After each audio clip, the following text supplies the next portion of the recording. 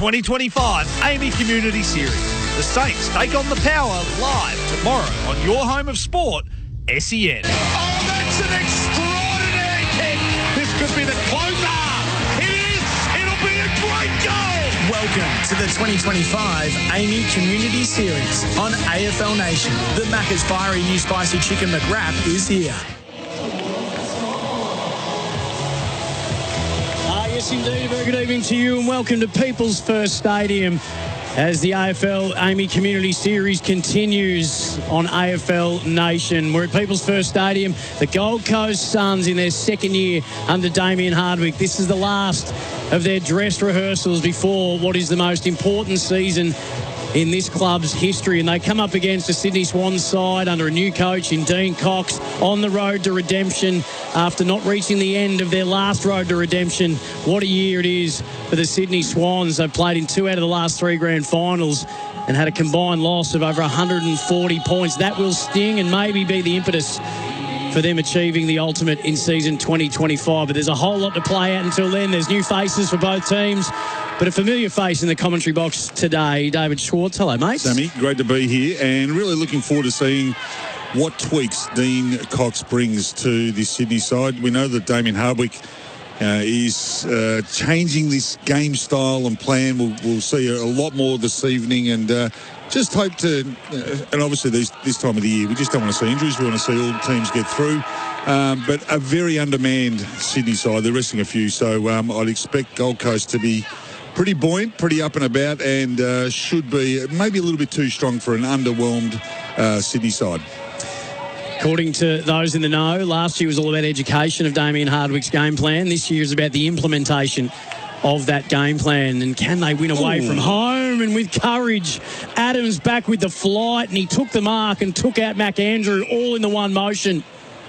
He copped one there. He copped a big one. It was a big collision. I thought Haywood had actually done his ankle as a collateral damage, but he's okay. It was just his shoe that came off. But McAndrew's very slow to get up. That's your first contest of the night, and you're going to be feeling it probably for the rest of the night. So very, very brave there by Taylor Adams. By both players, really. Yeah. And McAndrew is actually coming off, so this is a concern. Man who's got, I don't even know how many years, and I don't even know how many dollars. Well, he's got $100 bills falling out of his socks as he's running off, so there's a lot there. So at left half forward, Taylor Adams wheels around, deep entry. The fly came from Haywood, who was involved in the earlier contest, and then it's bustled over the line for a minor score, a rush behind to the Swans inside the first 30 seconds. And I think just watching Taylor Adams there, he'll be disappointed with the way that he brought that ball in. If you're going to kick it to the top of the goal square, or at the very worst, get it through. But Sydney setting up well, they've just taken off now up centre wing. So Rowbottom claims it back, and a little 1-2. Back to Wicks, who's been playing this pre-season off half-back. They've found their way just backward to left half-forward on the near side of the ground, and Campbell, the sub in last year's grand final, sees it over the boundary line for a throw-in. It's a bit sloppy by foot there, the Sydney Swans. Just seeing how they set up. Big Wicks in the ruck, just trying to hold that front position. Very strong. So Laddams, Witts, the former co-captain, it's Noah Anderson outright this year, and that was a bit of a surprise, Ox, because there was Tuke rumours Miller, if you wanted to put a picture of what leadership and setting the example looks like, Tuke Miller is exactly that, and so too Witts. But that's a big change. It is, but sometimes a change is as good as a holiday, so let's just see how the players respond. I think, Damien Hardwick likes to, put his fingerprints all over it, doesn't he? He certainly does. Weller's had a very good pre-season. Will play wing this year with the acquisitions of Rioli and Noble off half-back. It's got a dangerous look to it. Francis won it back at left half-back for the Swans. They share it around by hand. Adams retreats even further. And they're able to hit up a target. Just backward off centre wing. Roberts is going to switch the play. It was a slightly risque switch, but it's in very safe hands now. Goulden just puts a little 9-iron out wide, and this is where the run comes. You ever seen the Sydney Swans in black shorts? Ever? Never. Ever. So Ever. White jumper, black shorts today. It actually looks quite good. It does look good. Does it make them look like St Kilda? A little bit of St Kilda away jumper, yes. So Tom McCartan's been training all this pre-season as a forward, which is the first big move reported on of the Dean Cox era. His kick is repelled from forward 50. It's one back, though, on the outer wing, and they share it around by hand, and clever little kick found Hayward. In fact, it's Lloyd who's crept forward 49 metres out directly in front. Just have a little bit of concern about McCartan. We know that he's had concussion issues. Yep. The chances of being concussed as a forward is much greater than that of a backman, because you're always you're playing up to the ball. You've got your defender behind you. Clip at the back of the head. We hope for all the best, but it can be a little bit more dangerous as a forward compared to a back. So Jake Lloyd on the runway. Should kick this. He's been a phenomenal servant for this football club, Lloyd. Great kick. Kick is on the way. He'll play game 250 in round one, and he kicks the first goal of this evening. And we've played just under 3 minutes, and it's 1-1-7. The Swans, the Gold Coast Suns, yet to score. Sydney had a beautiful wall set up. Errol Goulding getting busy early on. Blakey back to Goulding. And it's just that little spot-up kick at 35-45. It's the one kick that all coaches want to see. They don't want you to blast away. If you can look inside, look short, lower the eyes, and that's what Goulding did. And if Dean Cox can get Goulding and get his hands on the footy more often than not, the Sydney Swans are going to be well placed. It's well said. A lot of big names missing for both teams tonight, it's worth noting. No Grundy, Heaney, Warner, Rampy, Melican, Papley, McDonald, Cunningham, to name a few for the Swans. And for the Suns, no Miller, no Flanders, no Leo Lombard, which is disappointing. Looking forward to seeing him. Walter, Sexton, Roses, Davies, Holman, Fiorini, just a couple out. And it's Lloyd again, left half forward. Now the kick comes inside. Campbell's an elite user on that left foot. McCartan had good position and then ran into the goalpost, tumbled over, but did get boot to ball from point-blank range. Just got a little sample of the slipper on it. And they've got their second inside a minute. Well, they've just been at ground level at the moment, the Swans. Every time there's a contest, Sydney seem to be winning the footy, and that's just them working harder to get to the right positions, but that was really well done. He didn't even take possession of the footy. He stopped it from hitting the post. Then he went onto his left boot and kept the ball alive. So, really clever, instinctive football there by Paddy McCartan, who is a backman who we just said should not be playing forward, but done his job early, very early. So Ballard was actually backpedaling, trying to find body and find contact, and McCartan just held a little hand out and just denied him the ability to backpedal even harder. Newland had a fresh airy swipe at it. So it was a 2-on-1 that the two really should have killed, and that'll frustrate Damien Hardwick no end. But they've got a 13-point lead, and that's going to be a high free kick against Rowell, the former D in Jordan. Just seen a little bit of overzealous stuff by Gold Coast at the moment. They've just got to settle down, take a breath, because Sydney are winning every 50-50 at the moment, and they're going to win another one here. They kicked it to a dangerous spot, and Sheldrick found it 25 out directly in front and was just bumped a little as he kicked and sprayed it to the right-hand side, out of bounds on the full. He looks a bit embarrassed with that. Should have gone on to his right. Wanted to stay on the left and pay the ultimate penalty. Now, this is a short kick, and it's a dangerous one that didn't find its target. It was Anderson. Now, Goulden is a very, very dangerous left foot to have it on the end of when you spill it inside forward 50, and he snaps truly from 35 on a 45, and they've got 3 unanswered. Well, just possession-wise, they just can't get their hands on the footy. They cannot get near it at the moment. So for Gold Coast, Damien Hardwick will be thinking, right, we've just got to settle down here. We've got to man up for starters. Got to win our next contest. They've been killed out of the centre. They've been killed when they go inside 50. Every time the ball has hit the ground. So there are concerns. And Sydney, they're not doing anything over the top. They're just being more methodical. You've got to remember, they did play in the grand final last year. So they've got they have got some serious talent and a pretty good work rate and game plan that's stood up for a long time. They've also got a midfield that when you look at their goal scorers last year, they got 35 out of Warner, over 30 out of Heaney as well. I mean, Goulden kicked around the 20 mark. So they've got a goal-kicking midfield who like to get forward. And it's 3-1-19 at the minute on the scoreboard for Tyre Power. Big Brands, better buys. This is the first clearance, and it comes from Bailey Humphrey. Contest was killed. Rowell hunting at 35 out. Clean one-handed pickup. Missed Swallow with the handball. Closey was closed down by Florent, and Patton, the former Saint. So right forward pocket. It's a free kick from no prior. He rose up and took it. Oxen and was tackled as soon as he accepted the footy closing. That's a bit stiff. I think what we've seen in these early matches is the 15-metre kick, you've got to kick it 20. Otherwise, you're going to be caught up. And any minuscule prior opportunity, if you don't get rid of it, you're going to be penalised. So clearly they want the game to keep flowing. They don't want it to stop. Well, with no prior, you at least have to make an attempt. And that's maybe what is pinged for there, not making a genuine attempt. McInerney pounced on the loose pill that was set upon. So Collins found it up off the deck and got it to Ballard. Rioli in his first outing wearing the Gold Coast red. He spread it by hand. Closey was going to give it back to Rioli. He's walking the tightrope and then pushed over it by Florent. And we'll have a boundary throw in true centre wing on the broadcast side of the ground. Rioli looks like he's done a lot of work. Looks in very good shape. We know what type of player he is. Playing forward at the moment. So just playing half forward, and they're expecting him to kick some goals this year. Anderson was almost taken out of it by Witts, who he got it from. Will Graham is clean by hand, got it to Closey.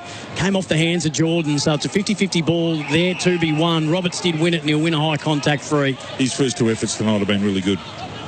Looking to cement his spot in this Sydney Swans lineup. He went to the bottom right-hand point of the square, where Ollie Florent was on the end of it. He was keen to orchestrate the switch, but Gold Coast have spread well to close it down. So he's got to dump it down the line. No mark taken. At the front of the pack, Mitchell squeezing a kick back inboard was Hayward, who got it to the mid-season draftee from last year, Hanley, and a hurried kick went to centre-half forward, and Jake Rogers, the only one there. Mops it up for the Suns. Kick out to be clean, and it was to Bailey Humphrey, and he'll come to the broadcast wing. So Gold Coast have tightened up. They've gone one-on-one now, and they're making Sydney run through their lines rather than giving them space and trying to zone off. Dan Rioli chopping one to right half forward. Laddams didn't bend down to pick it up, and Swallow did. Just fired a handball inside forward 50. Weller overran it. Florent didn't, but ran straight into a red jumper and was brought to ground by Ben Long. So David Swallow there in his another year for him. He's played 240 games, but he's just been one of those players that every club needs, especially when you start a new young club, and he's been there from go to woe. He's an absolute dynamite. He's the type of player. I think there'll be an award named after him sooner rather than later when he hangs it up. Loyal as they come. Powell couldn't quite put the fist through the ball to execute the handball, and he was well tackled by Campbell. When Gold Coast go inside, they just don't look like they're going to score at the moment. So from left half back, he's an elite user, Campbell, but the man who came second in the Suns' best and fairest, he read that really well, Hewland, and he got a double fist through it and put it out of play for a boundary throw-in right in front of the interchange broadcast wing. I should say Bodie. There's no R in Sam. We look at Damien Hardwick on screen. The AAMI Community Series on AFL Nation, thanks to Macca's. Macca's delicious new Biscoff range, even more reason for a Macca's run. Free kick plucked out of the Ruckins exchange. And this is William Green, yet to debut. He's a big, lopey boy. 19 years of age. A couple of years ago, drafted out of the Northern Knights, and he was an exciting prospect in that draft. So is this going to go to McCartan or against McCartan? Well, Ballard's the one that's slow to get up. He's done the splits as he came down, so I think McCartan's going to win the free kick. Yeah, I think he is, and Ballard's going to come off. So the injury concerns mount. Mac Andrew lasted a minute in this game, maybe not even that. Taylor Adams coming back with the flight with full courage. Mac Andrew committed to the spoil. Ballard he went to take off. And it's actually a Marty that's getting the free kick. We probably need to see a replay. Oh, just a push in the push in the back. But a tunnel? A push in the back, and then McCartan fell on the back of Ballard's ankle, and that's why he's gone off. So kick 6 in their match sim last week on a 45 angle from that distance, and Joel Amarty's got the kicking boots on, at least in the pre-season.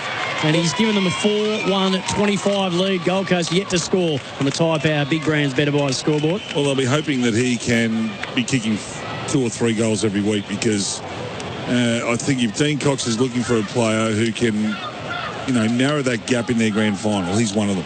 If he starts kicking goals, all of a sudden you've got a forward line, a big, tall forward target that you can go to regularly because he presents. He'll come up at the footy. He'll present. Just got to get to more contests. That's his MO at the moment, where if he's only getting to 1 or 2 contests a quarter, he knows his work rate's not up. So if Marty can get to 4, 5, 6, even 7 contests, serious good contests, you'll bring the little fellas like Papley and Rowbottom and all them into the game. Their leading goal scorer last year, in his 25 games, he kicked 43 goals. Well, he had the big round, didn't he, where he kicked his 9? Yeah, the AAMI party. Yeah. So you take that one out, he's had a pretty good year, but he should be kicking 40 or 50 every year.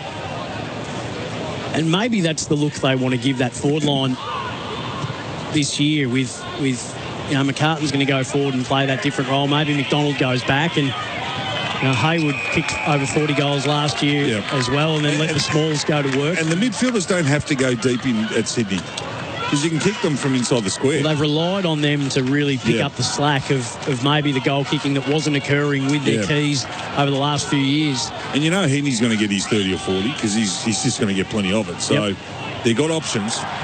Bailey Humphries had a brilliant pre-season, and he just barrels one inside, forward 50. It tumbles end over end. Blakey got the fist. Francis got the crumbs. Was under pressure from Long, so he just fed out a handball, gained about 10 metres, and Wicks took it over the boundary line. So this is just really their second or third forward 50 entry for the Suns. They've been dominated 4-1-25 to the Swans. Suns yet to score. Boundary throw in left forward pocket. And that's only a practice match, but Damien Hardwick would be really disappointed just with effort, just with contest and sloppiness. They're just not sharp compared to Sydney. Sydney look like they've done a power of work, and Gold Coast just look like they've come up here for, a bit of a run through, but not with any power, any zest. And they are giving away a lot of free kicks.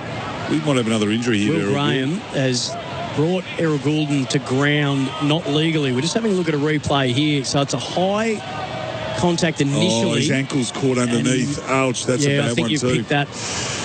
He got jammed and his foot's got stuck, and the body weight of Graham has gone all over the top. That's a serious sprain. He's been carried off. He can't put weight on it, and he's in excruciating pain. So he's been carried off with 2 trainers, one under each arm. Gee, this pre-season has really claimed some victims. We're still trying to get our heads around the news that Marcus Bontempelli's going to miss about 6 weeks. Oh, he's lucky he didn't do his knee there. With a calf injury. Actually, he held his knee initially because his knee got jammed as well. So his ankle got jammed underneath his body weight, and then his knee went a bit sideways as well. I'm 90% sure it's an ankle injury, but he might have also tweaked his knee. He can't put any weight on the left leg. Dean Cox on screen and very concerned. That's all you need as a new coach, to lose one of your stars. And Mac Adams has gone off too. So, and you know what? They would have sat there going, well, hang on, we're resting Grundy, Heaney, Warner. Errol's fine. He'll be right. He never gets injured. I'm sure they debated, do we rest him as well? Yeah. And that's just an unfortunate one when body weight on top of body weight. And, that didn't look good. No, it didn't. And they are, when you do it early on in the season, they seem to linger for the year because you can't get them right. They're a real nuisance. And the Swannies just controlling things all over the ground at the moment. Got loose players everywhere, and Gold Coast just can't keep up. Wicks got on the end of it from Roberts, out of wing, penetrating kick inside forward 50. Powell took front spot on McCartan, who had a fair piece of it. Running back towards goal and handballing it back to Bodie Hewland was Johnny Noble. And they should be able to get out of a jam here at Gold Coast. The kick out of defence needs to be good, and King let it slip through his fingers. And they pounce upon it, Roberts, who got it back to McInerney. He got it back to Wicks. They've conceded about 50 metres. Wicks is going to regain that and put them to 25 out. And Hewland flew against his own teammate, back with the flight. Little shake of the head from Connor Butterick, who went, that's disastrous. Anderson's had another little faux pas. Rowbottom smothered it, squeezed that little handball as he was brought to the ground. Jeffrey regained it. Rioli set upon left back pocket. He fired out a handball in hope, pouncing on the loose pill. McCartan just puts it up on the wing in a prayer, and the prayer wasn't answered. It's out of bounds on the full. So just watching Ballard run around the boundary line, he looks okay. So he would have just had that restrapped. Hopefully, for the Gold Coast Suns, he gets back out there soon because they are under enormous pressure by the Sydney Swans. Oh, that is the worst kick I've seen. They are really sloppy tonight, the Suns. And then a torp. He just unwinds a torp. It went about 55 metres, long slapped it forward. They've got it to left half forward. Swallow puts it out in a path for Ainsworth. Got a little step around Wicks, had to feed it back. And now for standing start, they're able to send it to the top of the square. Lloyd got all tangled up and was able to keep his direct opponent out of the contest. Butterick came back in. Johnny Noble comes to the forward 50 arc and beautifully spots up Swallow, who's 25 out for the rider directly in front. Probably the ugliest passage of play just then. There was a scrubber kick along the ground, then an 80-metre barrel, then 3 fumbles. Finally, the ball got inside 50, and then it took Noble a bit of experience to be able to hit up the most experienced player for the Gold Coast Suns in David Swallow. So he should go back and slot it 30 metres out, slight angle. He's done work. You know that he's going to prepare as well as any player, David Swallow. That's why he's lasted as long as he has.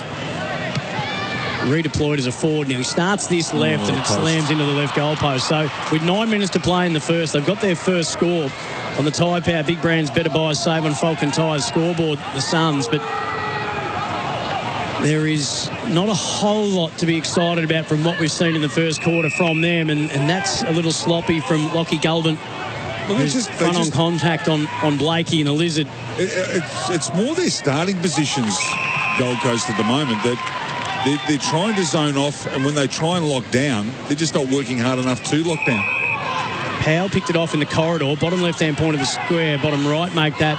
He was able to get it to Weller. Weller got it to Rioli, who got it to Rowell. He got it back to Weller. They can't take a mark inside forward 50. Jordan there crumbed away. Mitchell knew the pressure was coming. Rowell put a shoulder through him, but he slapped it out. It's going to come back in the form of Butterick, who lines him up off a step, and it just gets the journey over the outstretched hand of Wicks.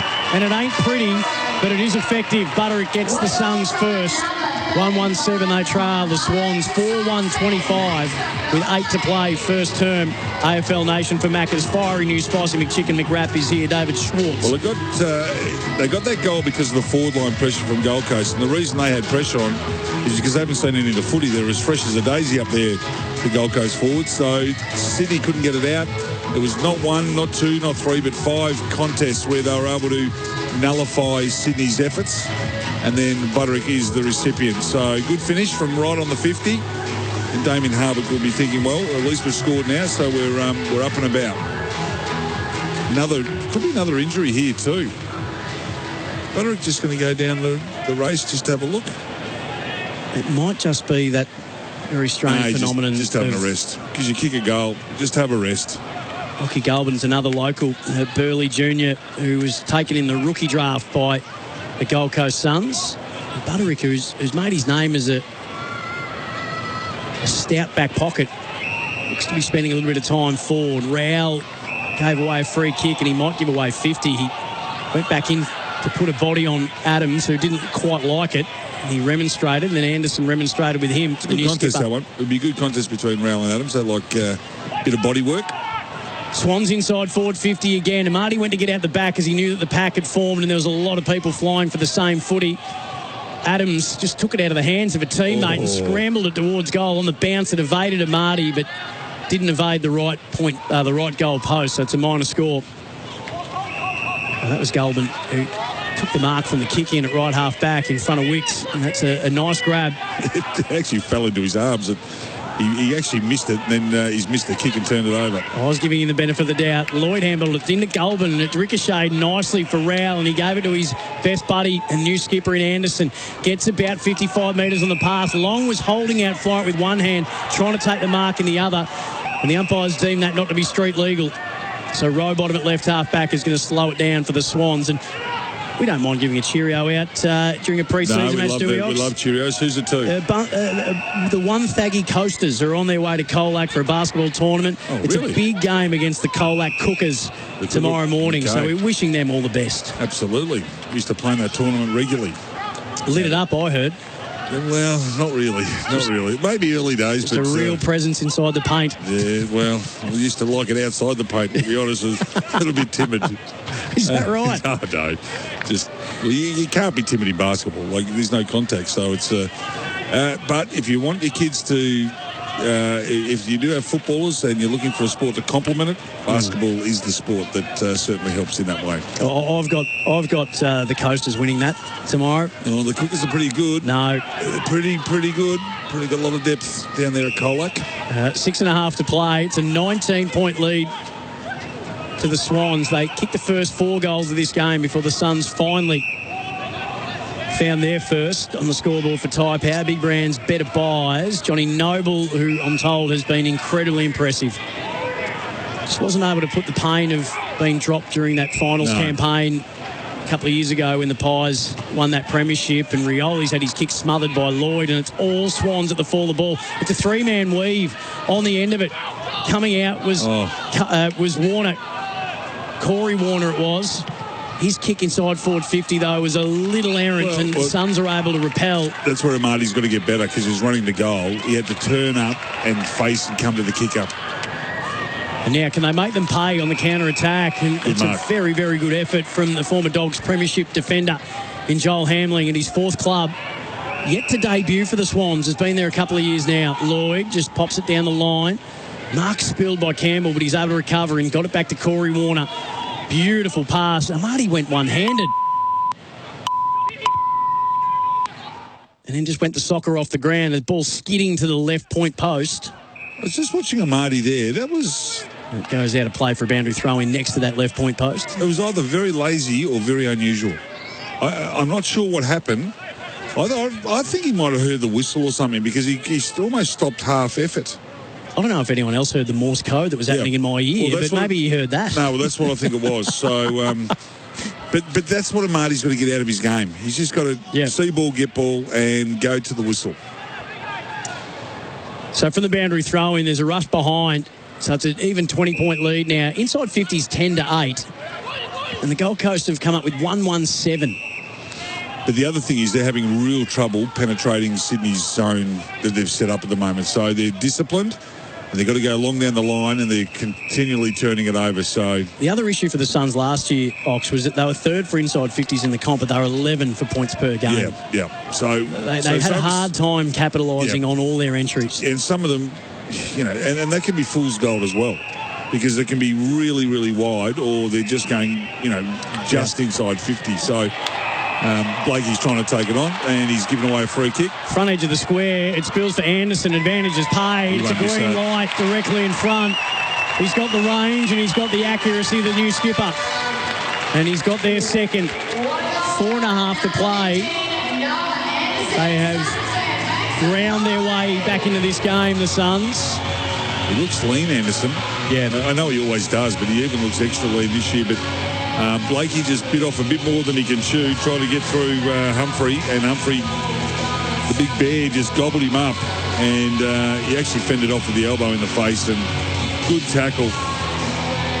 Advantage was paid. The coach will love that. The coach will love that effort right there, and that'll be highlighted throughout the week. Might just be the first thing that Hardwick points to at quarter time. It will be. Because there hasn't been a whole lot for them to get up and about in regards to. So Noah Anderson, the new captain. The former co-captain, Tuke Miller, still a vice-captain with Sam Collins. Ben King, Matty Rao, Will Powell make up the rest of the Suns leadership group this year. Yeah, he looks like he's done, and they've all done a ton of work. Like they've been going for 3 or 4 months now, but I think when you become captain, that your work rate, your example just goes to new levels. Well, Ox, there can't be an excuse for the Suns this year. I mean, Gary Lyon talked about the fact that they couldn't have a sleepover away from home. They had to ring their parents and head back to the comfort of their own bed, and that's a sizzling pass inside forward 50 that found Joel Amati. And that's what he has to do. He has to present to the kicker, and if he doesn't get it, he's created space behind him. If he's not moving, Sydney Swans forward line breaks down. They liked the ball in the hands of McInerney, and that's why. And Amati led at that, and there was no one within QE. No, he had 20 metres of space. So he's kicked one already. Could get another one. He's been in really red-hot form over the pre-season, so continuing that on. Amati from just on the arc. He's been very accurate. Not on this occasion. So to the right-hand side, it's a minor score. So just on that with the Suns, So it's about winning away from home. They just have to make finals this year. You can't keep kicking the can down the road. You were surprised when I told you before we got on air that they're actually the 9th oldest list in the competition. Yeah, so they're not a young team anymore. No, look, they've been around a while now, but what they seem to do is trade players out and get younger players back in. So all the good players seem to get snapped up by other clubs. Good tackle there by Amadi, and the umpire said, give it to me. Out of wing ball up. But at the same time, you got to win away from home. You got to make sure then you win all your games at home or pretty much close to it. Yep. And it is a bit of a fortress, but... Wicks, Anderson down to Weller. It was beautifully orchestrated from the stoppage. Long could have taken possession and slapped it to Rogers, who had to go back and find it directly in front from 50. He did. Got it to Weller. Weller winds up and rips it through on 45 on the run. And a couple in a row for Gold Coast now. And they cut the margin to 9 points, 3-1-19. The Swans 4-4-28.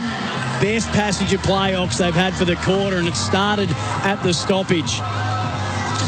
The other one, just talking about the Gold Coast Suns, there's a lot of pressure on King to perform and to be that real focal point.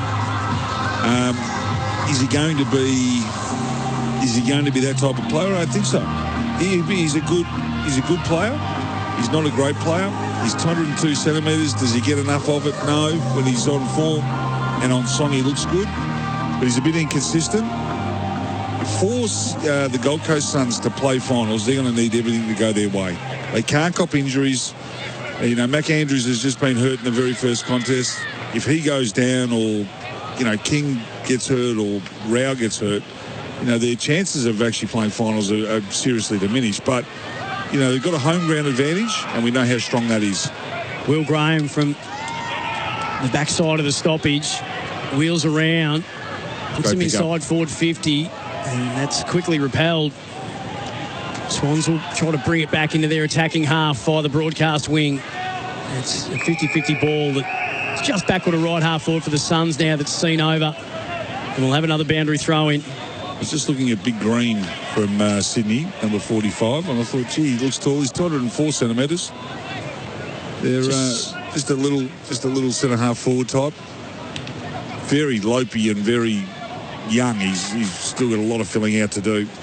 There's James Jordan, who gets in and under. He's been pretty good since he came across from Melbourne. Handball was fired out to Hanley. He coughed it up, though. The kick from Jeffrey was smothered over the line by Laddams, and right in front of the Suns interchange. We'll have another boundary throw in. Looks like Rowell is set to come back on. Ballard was the other injury concern, but he was seen warming up on the boundary not that long ago, so they might be okay. And we're just waiting to hear about Mac Andrew, about where that might be at. Injured in the first minute in the first real contest. Campbell was able to feed out a handball through two tacklers, but Swans reclaim it to Butterick. And Joel Amadi for the second time has laid a brilliant tackle. That's what Dean Cox wants. That is exactly what you want your big full forward to do. He's got McCartney in a one-on-one, and he should have gobbled that up. He flat palmed it down to himself and couldn't complete the mark. Powell then swipes it out.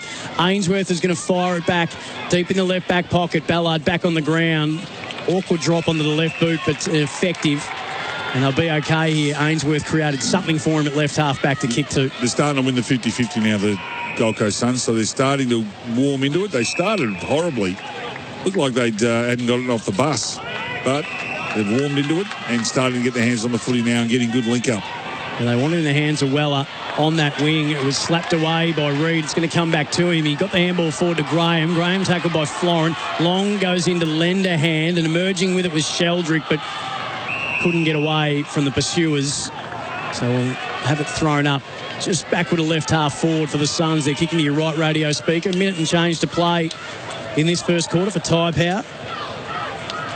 There's been a few unmissable moments for Drinkwise. Choose to Drinkwise. Graham tackled by Rowbottom, who wanted the free kick. There was none forthcoming. Florent could have got one as he was tackled without it. Roberts reclaimed it. Now McInerney comes away with it. Just stabs a little pass out wide. Just got good vision. Jordan will slow it down out of wing. He's got good vision, McInerney. He doesn't blast. He makes sure he looks left and right and often finds it. And when he does, he doesn't miss the target. As he's just... McInerney might have worn one after he kicked that ball. He's on his haunches. Yep. He'll be okay. Just catching his breath. Hayward down the line. overcooked the kick. Out the back, Rioli, if it sits for him. It did, but now he's confronted by the very, very tall William Green. He was able to evade him pretty comfortably in the end, Rioli, but the kick did Butterick no favours as Lloyd was able to shut it down. Butterick went down. Lloyd claimed the footy. Just pushes the kick back out to Bice. Bice was able to get it to Campbell. Oh. Campbell took the footy, called the play on and maybe rushed the kick. Just sprayed it to the left for a minor score. They're 4-5-29, 10-point lead over the Suns, 3-1-19. 12 seconds left at left half back. Don't think there'll be enough time for them to add to their score, the Suns. You wouldn't think so. Been a much competitive second half of the first quarter to Gold Coast because they were totally outplayed in the first 10 minutes of this match. So there goes the siren. Tyre Power, Big Brands, Better Buys, the AAMI Community Series on AFL Nation. It's all thanks to Macca's. Macca's delicious new Biscoff ranges. Even more reason for a Macca's win. 4-5-29, the Swans, leaded by 10 points. McCartan, Lloyd, Goulden and Amadi are the goal scorers. The three for the Suns came via Butterick, Anderson and Weller. So it's become a little bit more competitive after Sydney kicked the first four. First quarter in the books on AFL Nation. The second is up after this. That quarter on AFL Nation was for Tyre Power. Big Brands, Better Buys. Save on Falcon tyres.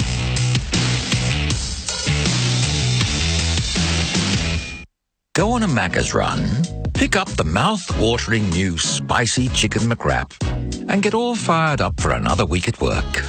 But not too fired up. That would be unprofessional. Available 10:30am to midnight. Hello. Frank Walker from National Tiles. The famous National Tiles Spend and Save is on now. Spend $4,000 and we'll only charge you $2,750. Spend $2,000 and we'll only charge you $1,450. Or spend $1,000 and we'll only charge you $750. Yes, the more you spend, the more you save at the National Tiles famous Spend and Save. But you'll have to be quick. So rush into a National Tiles store near you or go online at nationaltiles.com.au now and save. Berwick Volkswagen's large fleet discount offer for all ABN holders is on now across selected Amarok models until March 31st. For more details, head to Melbourne's #1 commercial dealership, Berwick Volkswagen. LMCT 12366.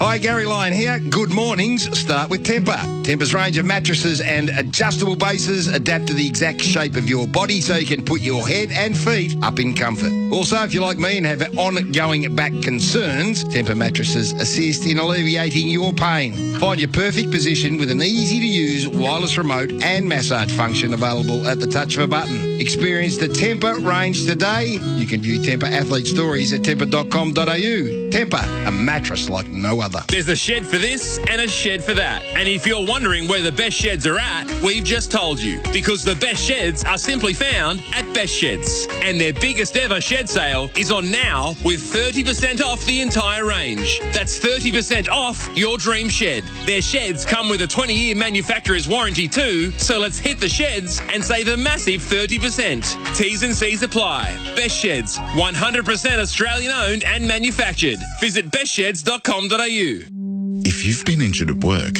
you should seek legal advice. Arnold, Thomas and Becker can advise on all your compensation entitlements, which could be in the hundreds of thousands. The team have over 50 years' experience in securing compensation for injured workers. Talk directly to an Arnold, Thomas and Becker lawyer and start your claim today. And if there's no win, there's no fee. Call 1300 333 300. Hurry into Chemist Warehouse for fantastic savings you can see, hear and feel from head to toe. Look, Blink Intensive Tears Dry Eye Drops are only $5.69 and Refresh Contact Eye Drops just $8.99 right now. Then there's Autosol Ear Pro Waterproofing Ear Spray for just $15.99. Here. And give your feet the love they deserve with new Sinks Petty Miracle Foot Mask only $26.99. Chemist Warehouse. Great savings every day. At United Energy, we know power is essential to our customers, but extreme weather can cause outages to your power network. That means no lights, no internet, and no way to charge your phone. If that happens, our team will be working to restore your power safely and quickly. But in the meantime, it's always a good idea to have an emergency plan in place. Sign up for outage alerts and tips on how to be safe, smart and ready for extreme weather at unitedenergy.com.au. United Energy, essential as. Look out for the sun. Come into your Sunrise local store and check out Sunny's latest promotion. It's the best within a country mile. And you could win a share of 25k worth of free fuel. That's right. Buy any 2 participating products, scan to enter, and you could win a share of 25k worth of free fuel. There's $100, $250 fuel cards up for grabs. So do what the locals do. Sunrise, enjoy local choices, the best within a country. Sunrise, the store locals love.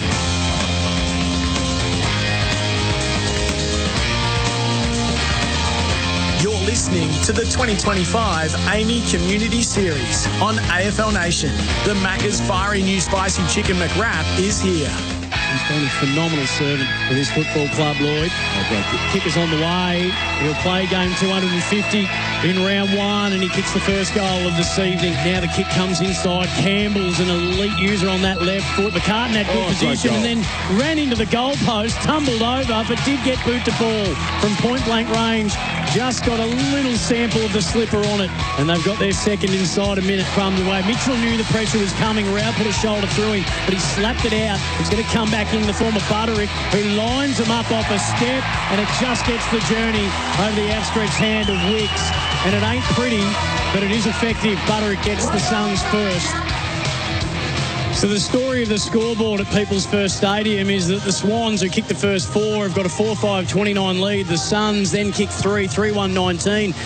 The big story out of the first quarter, though, is a suspected rib injury to Mac Andrew from the Gold Coast Suns' point of view, and an ankle injury to Errol Goulden, which is just disastrous for both two teams. Arguably, you know, in the top 2 or 3 most important players for both teams, David Schwartz, and hopefully it's as good a case scenario as it possibly can be for both those players, for both these teams. I didn't like Errol's ankle. It looked a lot worse. So Mac Andrews' rib, yeah, it'll be a couple of weeks, or if it's cracked. I did play with a bloke who broke 6 ribs one time and didn't miss a game in Jimmy Stein. So I don't know if Mac is built of the same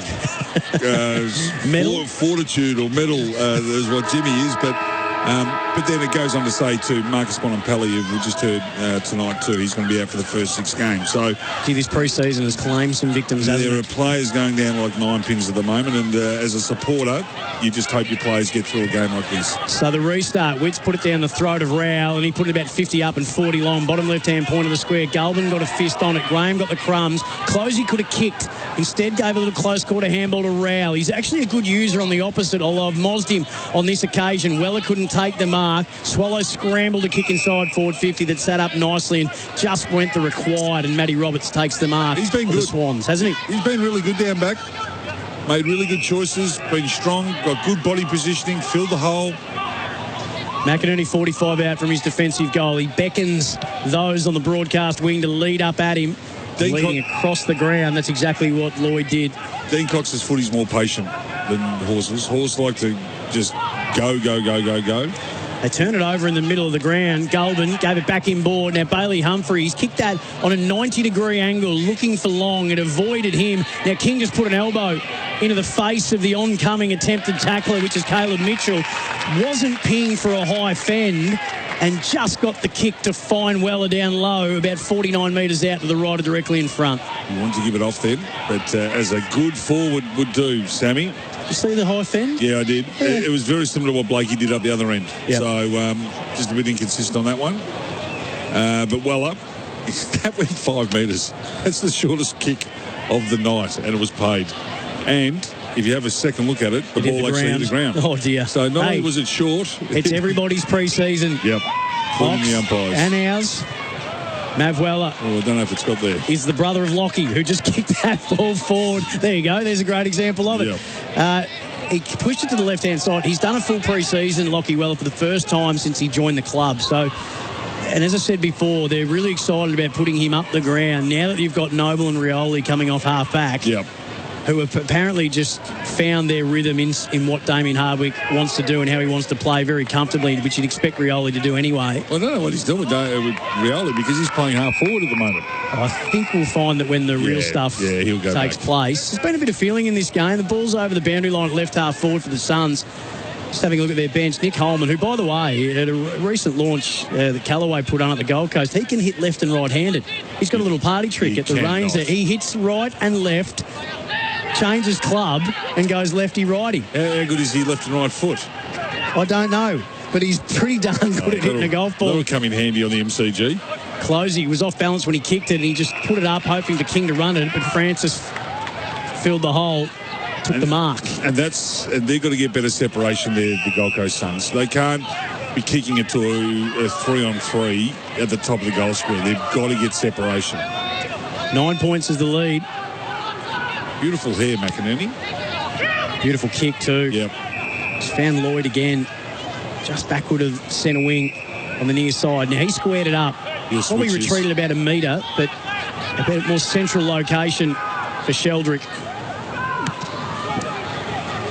He fires to right half forward. Long lead comes from McCartan. Got two hands to it. Crumbs fell right in the lap of Hayward. And 2 bites was all that Corey Warner needed to complete the mark. There's still 2 kicks from home. So Marty's one out in the goal square. And that's the direction he goes. Marty looks for body. Collins thought he killed the contest. Didn't get enough of it. And 2 bites. The seas parted. And the ball just landed in the breadbasket of Amati, 15 out to the right, directly in front. Well, the kick took too long to get there, but he was just too tall. He just had better body positioning. And this is his 3rd shot on goal in a quarter and 3 minutes. So doing what he needs to do. And Sam Taylor's got his hands full. Taking 2 marks, kicked the 1 goal. This for his 2nd, the first of the quarter, which he executes without any trouble whatsoever, which you'd expect from that distance and that angle. And they've got a 15-point lead again. They stop a run of 3 unanswered from the Suns after they kicked the first 4. Corey Warner played well last week against the Giants. Again, there's a few players showing the depth of the Swans. Ox that are really putting their hand up to be part of Dean Cox's plans now. Well, so when a new coach comes in, there's 10 players that'll be pissed off because they have a real affection for the old coach. Yep. There'll be 20 players that just don't care. You know, they're floaters. Yep. And then there'll be 10 to 15 that are absolutely wrapped. And Warner might be one of them because he couldn't get a real shot underneath John Longmire.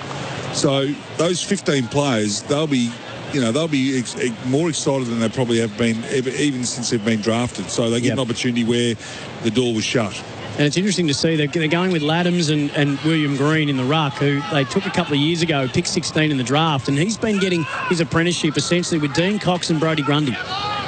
Ain't bad. Yeah, it's a good, it's a very good apprenticeship. And look, Dean Cox probably the best ruckman. Not only tap ruckman, but ruckman around the ground, or in the top 2 or 3 ruckman in the last 20 years. Yep. Superstar. Boundary throw in. So he knows the craft. 40 around from the left point post, inside Suns forward 50. Rowell hunting, and Corey Warner hunted him. Rowell got the ball, but Warner got Rowell, and then they lock horns. Just watching Green come in to try and push Rowell. Rowell will snap him in half. Like he's built like a knitting needle. He made it uncomfortable though for Witts, who's one of the more physical ruckmen in the game. So he's not intimidated by the assignment on Witts. Rowell's given away a free kick. Another one. He's given away, I think, 2 or 3 now. So just got to control his aggression a little bit. Swans on the spread. Florent. Kick was shallow, looking for Patton. Humphrey picked it off. Looks for Corridor, and he turns it over. Adams on the half volley, left it behind, and Weller didn't. Fired a 20-metre handball forward to Ainsworth. Got the kick underneath the attempted smother. Francis was able to fist it away from Graham, who got it off the deck, and he got claimed by a couple. And we'll have a ball up, 30 out, directly in front of the Suns' goal. You can tell it's pre-season because no one's hitting targets. And it is slippery conditions too, so it's not just, a beautiful night. It's starting to get a little bit dewy, so starting to slip and trying to take one grabs is not easy. A little bit of candy commerce from Caleb Mitchell coming out of defence after Wicks took it out of the ruck. Bodies collide in McCartan and Butterick, and we'll call that a draw. Ball spills down. Weller.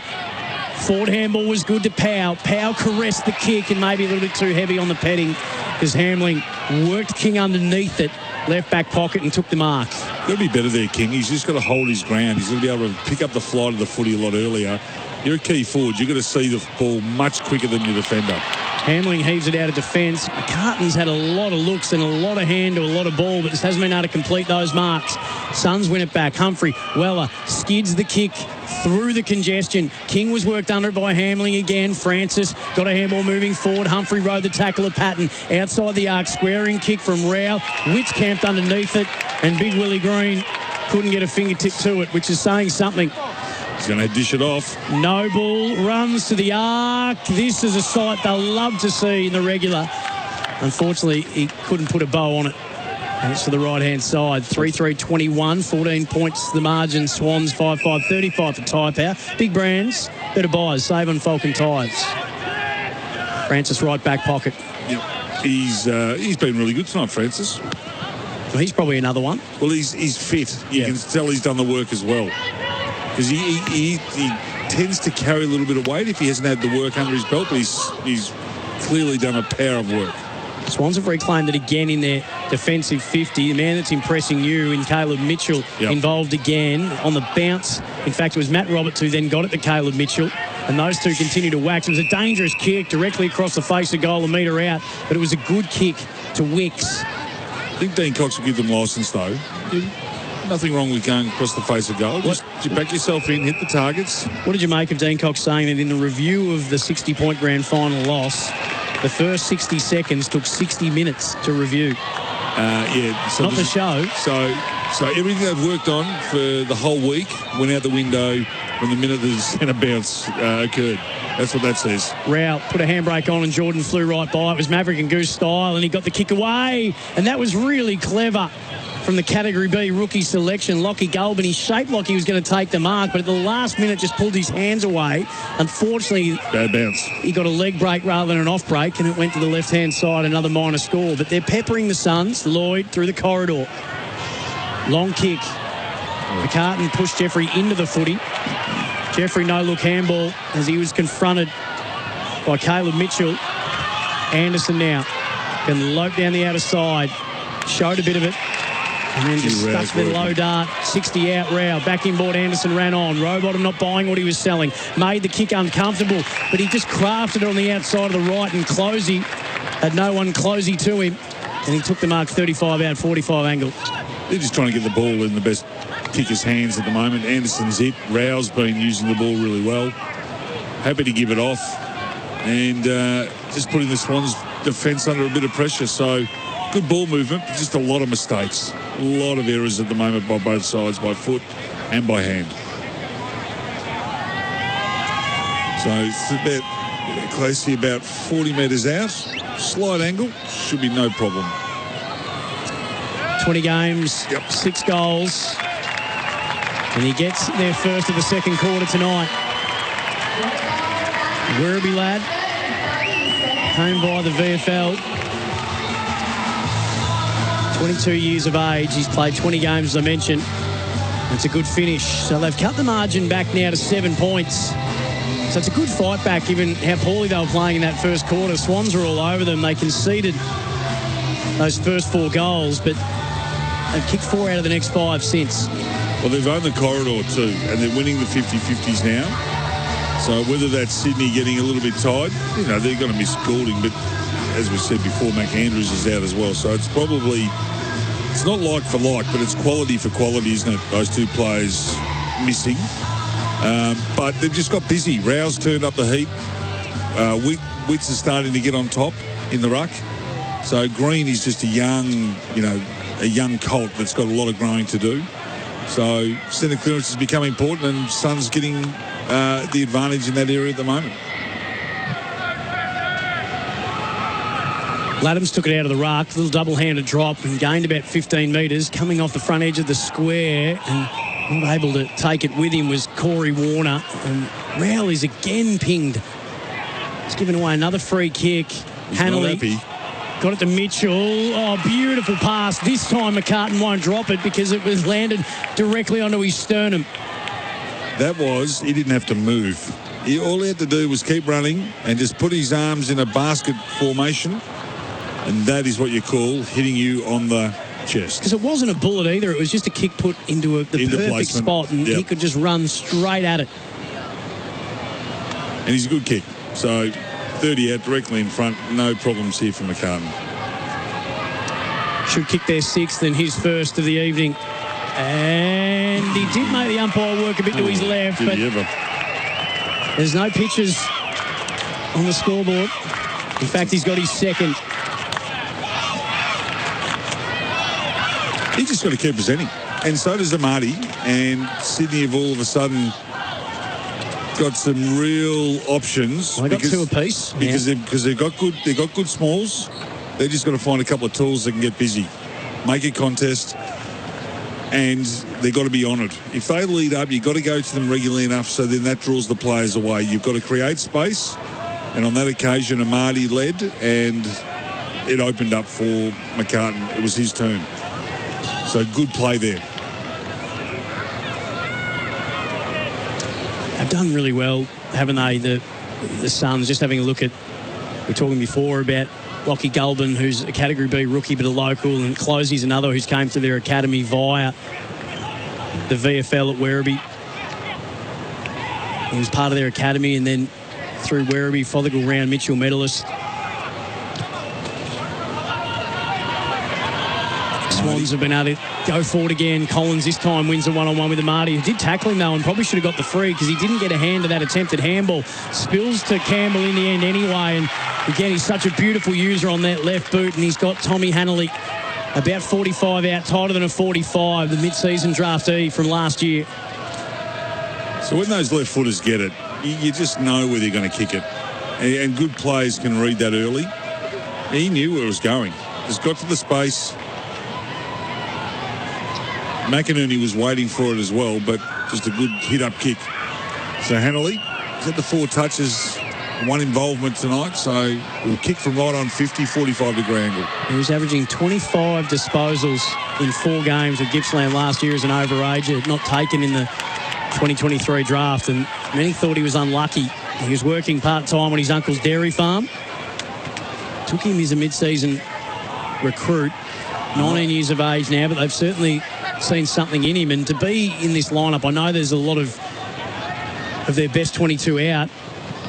As Blakey flies, try to kill it to go back inside. The Swans forward 50. McInerney rose up. He was able to palm it down. Florent there to collect the crumbs. Got it inboard. Now Warner on the end of another handball. And off a step again. And he kicks his first of the evening. That's a beautiful finish. From about 40 metres out, maybe a bit more, but it was just off that one step, Ox, and he steadied so nicely. Been impressive, hasn't he? Couple in a row for the Swans. He's real powerful. Gets hold of it. He only had 2 steps to get it right. Yeah, closing pressure on him, and he's still able to slot it from 47 metres out. They worked it nicely, didn't they? The chain of handballs. It was Campbell who got it to Warner. And all the handballs were on the run, so there was no one flat-footed. So the ball kept moving and didn't give Gold Coast time to set up. So good ball movement. All of a sudden, it's 20 points again. So we're still just getting our heads around the Swans' white jumper, red V, black shorts. I like it. Yeah, I do too, but I don't want to see it every week. The Saints colours. No, but it's the jumper. It is the jumper. Fair enough. Really looking forward to seeing the very luminous pink number that the Suns are going to roll out this year. Oh, that's sort exciting. of a la the Penrith Panthers. Yeah. I've had a look at it. It looks very good. It just it oozes. It's like a neon pink. It's like you're walking down Cavill Avenue sort of pink. Oh, done that a few times. Oh, that's a brilliant rundown tackle. Well, they did not give up on the contest. Rioli endears himself to his new teammates and he ran down Hanley. And there's a bit of a fracas going on. Taylor Adams and Butterick, I think it was. Unusual for Taylor Adams to be involved. He's not in a fight once a week. He hasn't done his job. So, but the advantage, they shouldn't have taken the advantage. It was really well tackled. got him beautifully. Probably had him without the footy as well. Hung on to the tackle for a long time. And then Butterick wasn't happy with it, and then Adams exception. wasn't happy with him. So they threw each other to the ground, and away we went. If it was in ice hockey, we will let him go at it. The Rioli rundown tackle saved a certain goal. Yep. Hanley's eyes lit up. He thought the coast was clear, and it wasn't. Now, ball up, broadcast wing, centre of it, maybe just inside the attacking half of the Swans, who were kicking to your right radio speaker. Reed had a couple of swipes at it. Closey got sort of in his way. Rowell took it out of the hands of Rowbottom. A couple of hard nuts go in. Exactly that. The scrambled kick inside forward 50. Blakey had it sit nicely for him. Wicks was delicate on the drop, and that kick went 12 metres and found Jordan at right half back for the Swans. So he'll slow things down. Gold Coast with all their numbers back. So their set play will be keeping it towards the boundary line. Just go long down the line as they all fall down. 4 players went over. Big fist from Collins, but it sort of skidded off the back of the knuckles. Now Corey Warner again missed the target. Hayward by hand, put it behind him. Hayward went back in and found it. Rioli got there first though to Jeffrey. Looped it out of defensive 50. Closey. Long kick down the line to exit the danger zone. Blakey got a nice little step ladder. Couldn't take the mark. Ainsworth, little Superman handball up off the deck. It'll be a high tackle, and I think it's going to go to the Suns. Fend off, is it? Or it's a high fend against Humphrey. 7-6-48, the Swans. 4-4-28, the Suns on the scoreboard for Tyre Power. Big Brands, better buys. Seen a few of them tonight. That's about the third one that's been called. So just, what is it going? No, it is going to Humphreys. So then why was advantage not paid? No, was it that was the problem. So maybe the umpire just didn't see where the football had gone. So they it went directly inside forward 50. And Humphreys has now got it almost on centre wing. Which, as is my understanding of the game, Ox, it's sort of the whole point. Yep, that's why we play advantage. Humphrey, just a bullet, low and hard inside. Ethan Reed was clean with the gather. Ainsworth, a little too showy, slipping over at the crucial time as Closey. And then pouncing on him was the son of one of the greats of the Sydney Football Club, Indy Kirk, on for the first time. Category B rookie. Wasn't taken as a father-son, but came through the Swans Academy. He's had to work his way through. A bit like his old man, actually. His old man didn't get an easy ride. Oh, now just off a step. Anderson left forward pocket. Wafts one just to the left-hand side of the left goalpost. 4-5-29 now, 19-point lead to Sydney, 7-6-48. They've kicked the last couple of the Swans just to steady the ship after the Suns got back within 7 points on the Tyre Power scoreboard. The AAMI Community Series for Macca's. The fiery new McSpicy McWrap is here. Macca's delicious new Biscoff range too is even more reason for a Macca's run. That's the combo you want. The new Spicy McChicken Ox and into the Biscoff as the dessert. Doing a stop by on the way home. Mouths are watering all around the AFL Nation community. Butterick just stuck the kick inboard the required to Weller. Gained about 10 metres. Starting to get slippery out there. A lot of players struggling to hold their feet and a lot of fumbles happening. Weller winds up. Right forward pocket. Blakey third man up. Ground level. Patton, the former Saint. He fired a handball behind Wicks towards goal. Ainsworth threw a shoe at it. Bodies collide. Wicks down. Ainsworth down. Rush behind. Swallow limping. Swallow? Ainsworth limping, but I think Swallow is as well. Yeah, well, the 3 players went to kick the ball at the same time, and I think they've collected each other's shins. Oh, back with the flight. Reed was called out of it by Powell, and that actually opened the door. McCartan, that could have been disastrous. Bit of crowd interaction, or was that player interaction that we're just listening to? I don't know. Somebody said something. Just repeating the big injury concerns. Mac Andrew, a rib injury. Taylor Adams going with the flight. Mac Andrew came out and Adams went low. Rib injury concern for Mac Andrew. Ankle injury concern for Errol Goulden. So there's some casualties coming out of this AAMI Community Series thanks to Macca's. And Ballard hurt his ankle as well. Had a went back out. Been back out, but hasn't been cited really. No. Weller has a rest.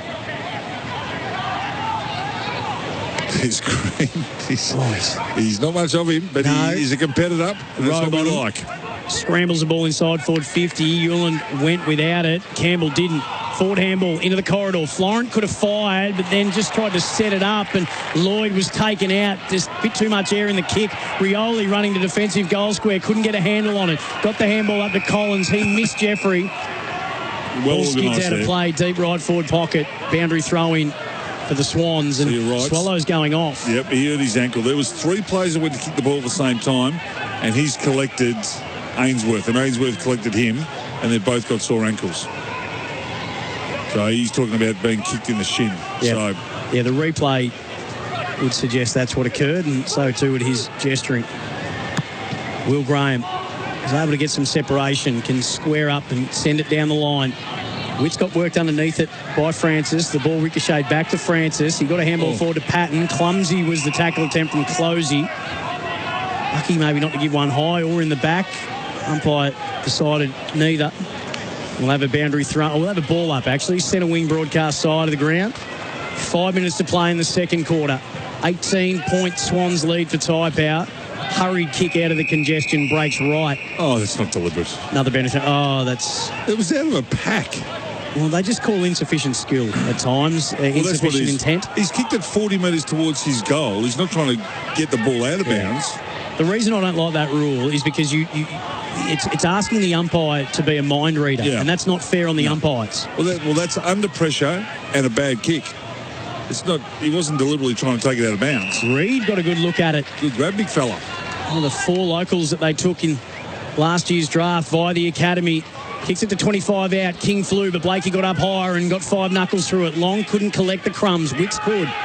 Francis backpedals to be an option by hand, and that just gave him a little bit of leverage to get the kick away to Blakey, but he missed him and then got the stare down as a result. Well, that one's as deliberate as the last. Boundary throw in 15 around from the Suns' right point post. That's as deliberate as the last. It's the same thing. Same thing. He was trying to make a kick, and it wasn't executed well and went out of bounds. Anyway, I'm not going to argue with the umpires. They're doing a fine job. Boundary throw in. Galvin took it and was taken pretty quickly in a good tackle from Matty Roberts. So we'll have a ball up, deep right forward pocket for the Suns. 4-6-30 last year, 11 wins, 13 losses. Could not win away from home. That was the story of their season. The first under Damien Hardwick. Butterick got the crumbs. Handball into the corridor from 25 out. Closey has his second of the game. Clever snap. He's been good. Just positioning himself that 30 to 50 out, and the ball's coming through regularly. Anderson's been mighty. Plenty of contests he's won. He got it out again on that occasion, and leading from the front. Haywood made him earn it when he got rid of it, but that's a good finish. He's got 2, and all of a sudden back to 12 points. So Gold Coast have been competitive. Sydney, when they get a run on, they seem to put them together pretty quickly, and then they decide to have a rest for a while. So 4 minutes left, they'd want to go in at probably 3 or 4 goals up. Expect them to go into attack again and give Amadi and McCartan a real chance at it, because when it has gone inside 50, they've looked really dangerous. No Jed Walter tonight, who looked sharp in the three-way scratch match. Yep. Collingwood and Brisbane last week. Anderson sort of won that clearance uncontested in the end. Teed up nicely for Blakey, who was third man up again and took the intercept mark, 40 out. King's timing's way out. Isn't it? He's either running too early or way too late. Blakey's right on top of him. And they're just working him under the footy at every opportunity. Oh, nice. The big outstretched Jukes. He took the mark very cleanly, did William Green. Slippery ball too. Bottom edge of the square. Spears a low flat one that forced Sheldrick to make it as a slips catch, but he did. It looks like he covers the ground well too, Big Willie Green. He's got a good tank on him. To Francis. Well, we know that ruckman don't mature until they're 23 to 26, so they're going to have to be very patient with them, a bit like what Max Gorm was. You don't come in at 18 at 200 plus centimetres and expect to be a superstar. Just reeling in the mark at the last minute was Riley Bice. So Long inside 50, Amadi one-on-one. They took 2 to punch it away from him, but Rowbottom stayed down. Ball fell to him, and his hurried kick broke left and then right, but the damage was done with a much more severe break left, so it was just the one behind. So 49 plays 36 with 3 minutes to play in favour of the Swans. Coming back with the flight and forcing the spoil and then affecting the tackle on Closey was Bice. He's had a couple of impressive moments as Riley Bice. He's been good. Mature age defender. He was fantastic for Werribee. He's strong. You can see that he's mature age. Yep. The tackle just stuck there and close. He felt it. He was VFL Team of the Year last year. Outside runner, very good interceptor. He's got a great kick on him as well. 24 years of age. Play goes on. Bice on cue. Got it to Francis. He slewed one off the outside of the right boot, out of bounds on the full. So left half back Closey will bring it back in for the Suns. 5-6-36 Gold Coast. Sydney 7-7-49 for Type Our Big Brands, better buys. Sam Hargraves, David Schwartz with you on AFL Nation. For Macca's, the Macca's delicious new Biscoff range. Even more reason for a Macca's run. So what are you noticing about the way that both teams are going about it? Anything new from last year, Ox? Watching Sydney are more patient. They're happy to kick it round, and then they'll do what they normally do and try and centre it. But if it hasn't been there, they haven't tried to bite off more than they can chew. So they've been pretty deliberate. They don't have the grunt in the midfield, so we're not seeing exactly how they're going to set up in the midfield. But I've liked their transition from half-back. Inside they're attacking 50, and they're attacking 50. They've got good separation. That's why their two big key forwards have kicked 2 goals each. Buellin got up the highest over a big back that had formed right forward pocket. Rao rode the bump nicely, and so did Closey, who got it from Rao by hand. And his kick goes out of bounds on the full, though, directly in front of the Suns interchange. James Jordan will have his second inside 50 in a minute. Although maybe looking for the shorter option. No, he's just going to dump it again. Amadi the target. Did work Powell underneath the ball. Front and square, then a double-handed drop to send it across the face. A goal at the top of the square. Oh, bad bounce. From McInerney. It was set up nicely for Butterick, and they'll clear the danger zone. Looking to go through the corridor. It was a good spoil from King on McCartan, and then he affected the tackle on Blakey, but he was outnumbered 4-1, and the 4 win out on the bounce. Again, Jordan, this time, able to send the kick out a little wider. Hayward the target, 65 from home. Got numbers back to the Suns, so Hayward can't really do much because it's about 5-on-2 at the moment. So he's got to wait for the Swans players to get back, and now he'll probably dump it to about 30. Yeah, just laid it up, gave Amadi a good run at it. He came down hard. Ewan made sure of it. Closey again, close call to give was good to the run and Noble. Got the kick away on the bounce down the line. Breaks over the boundary line and boundary throw in centre wing. He's a bit stiff not to get a free kick then, Amadi, because he went at the footy. Newland just grabbed him and dumped him. So he can probably consider himself a little bit unlucky. Presenting well, getting to the contest. I think they'll be delighted to see that. Yeah, 6 last week. Kicked over 40 last year. It was a shallow throw-in, so Witts palmed it down sort of below his waist to Rowell. He got it to Graham, and they got Graham and the pretty quickly. The umpires are balling the ball up if it's contested really quickly, not letting it drag out, which is really good. Ball up centre wing. Anderson just threw it on the right shoe. Was able to squeeze it inside forward 50. Humphrey collected it, dodging, weaving, evading Francis. Got a kick away. He's hooked it quite severely around the body, and on the last line, Blakey took it in front of the left goal post and trying to get them all to go over to his right-hand side just to kill the ball off. I know there's only 20 seconds left in the half, so no more shots at goal for the Gold Coast Suns. That's what he's hoping for. 13-point lead. It's seen over the boundary by Reid and Hamling. Left half forward for the Suns. 3-2 quarter for Sydney. They've clawed their way back into the contest, Gold Coast. It hasn't been the prettiest of spectacles, Ox, but there's a few reasons why. No, it's been awful, to be honest. It's been really sloppy. Well, don't hold back. Tell us what you really think. We know that's pre-season games. It's in dewy conditions, and it's under lights, so it's you know what type of game you're going to get. As Witts just cops one. He copped one right in the schnoz, and he might just go let Big Willie Green know that he didn't appreciate that. I don't think he meant it. Witts is having a crack at him, and they separate the two. He is a bull, Jared Witts. He will know full well that young William Green, at 19 years of age, would have had no... Oh, he's got some claret too coming from the beak. I reckon he's broken it. Oh, you reckon he's broken his nose? I reckon he's broken his beak. Have a look at it. it's sideways at the top. Well, he seems quite disgruntled. It must be said, the former co-captain. I reckon he broke his beak on the last second of that half. And I wonder Willie Green's copping a little bit of an earful. Oh, dear. This is the AAMI Community Series on AFL Nation. It's thanks to Macca's. The delicious new Biscoff range is even more reason for a Macca's run. Marty McCartan and Corey Warner, the goal scorers for Sydney. Closey got 2 for the Suns. And it's a 13-point lead at half-time for Sydney for Tyre Power. Big brands, better buys. David Schwartz will give us an unmissable moment for Drink Wise on the other side of this. Choose to drink Wise. And we're here for Macca's. The fiery new McSpicy Chicken McWrap is here.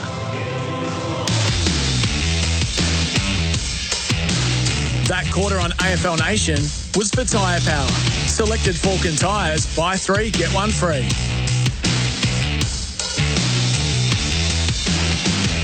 Beat the 3 p.m. slump with a Macca's run and grab something from the delicious new Biscoff range, like the Biscoff Coffee Frappe or Biscoff McPops, and turn feeling slumped into feeling pumped. Available for a limited time at participating restaurants. Werribee Mahindra's run-out sale is on, with massive savings across their entire range of 2024 built plate models. But hurry, stock won't last. Secure your vehicle now. Visit werribeemahindra.com.au. Only at Werribee Mahindra. T&Cs apply. LMCT 12710. When it comes to reducing pain and rebuilding strength, Kaiser leaves nothing to chance. Our university-qualified health professionals don't just treat problem areas. They design personalised training programs using Swiss-engineered machines unique to Kaiser. These machines safely isolate the affected area, test your strength, and help rebuild your muscles for a stronger, more active and healthier life.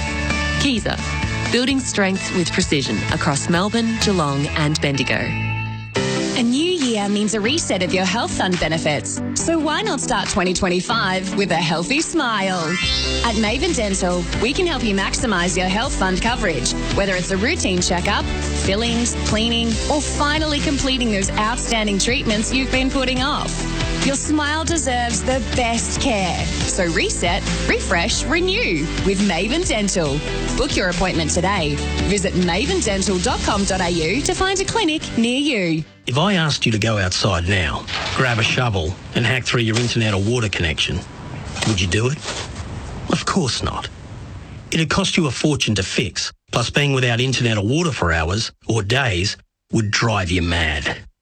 Yet digging without searching before you dig online first is a gamble. Or worse, if you strike a gas or electricity main. Before every job, search before you dig online every time. And never dig blind. Gear up for the long weekend and get everything you need to host that unforgettable barbecue. Ring-a-ding-ding! Because Tasman Butchers are giving away 9 epic Tasman barbecue gift packs worth over $1,000 each. They're each loaded with a mini charcoal barbecue spit rotisserie, 50-litre icebox, variety meat pack, $350 Tasman Butchers gift card and more. You'll look and feel like the barbecue master. Just make a purchase at Tasman Butchers, then enter online. Fresh, local, delicious. Entries close Sunday. T's and C's apply. To you, this is just a piece of wood, but it's more than that. It's a beautiful natural material that enhances our feelings of well-being. And every piece of wood we use stores carbon for life, removed from the atmosphere by growing trees. By growing and using more certified wood, we can tackle climate change for future generations. And when trees are harvested today, they're regrown for tomorrow. And that's why wood is the ultimate renewable. The Signet WNBL finals are here. It all comes down to this. 4 teams, but only one will be crowned champion. For the other 3 teams, harder. Bendigo, Townsville, Perth and Sydney have one last shot to write their name in history. Watch on ESPN. Buy tickets at WNBL.basketball. East Brunswick Hotel is the place for live AFL on the big screen. And to celebrate footy being back, you can catch SEN's The Run Home with Andy and Gazy live at East Brunswick Hotel, Friday, March 14 from 3 p.m. Come say hi to the boys as they broadcast live before the Hawthorn v Essendon match, while enjoying food specials and happy hour from 3 p.m. with $8 pints, $8 wines and $12 espresso martinis to celebrate the occasion. Don't miss The Run Home with Andy and Gazy at East Brunswick Hotel, Friday, March 14 from 3 p.m.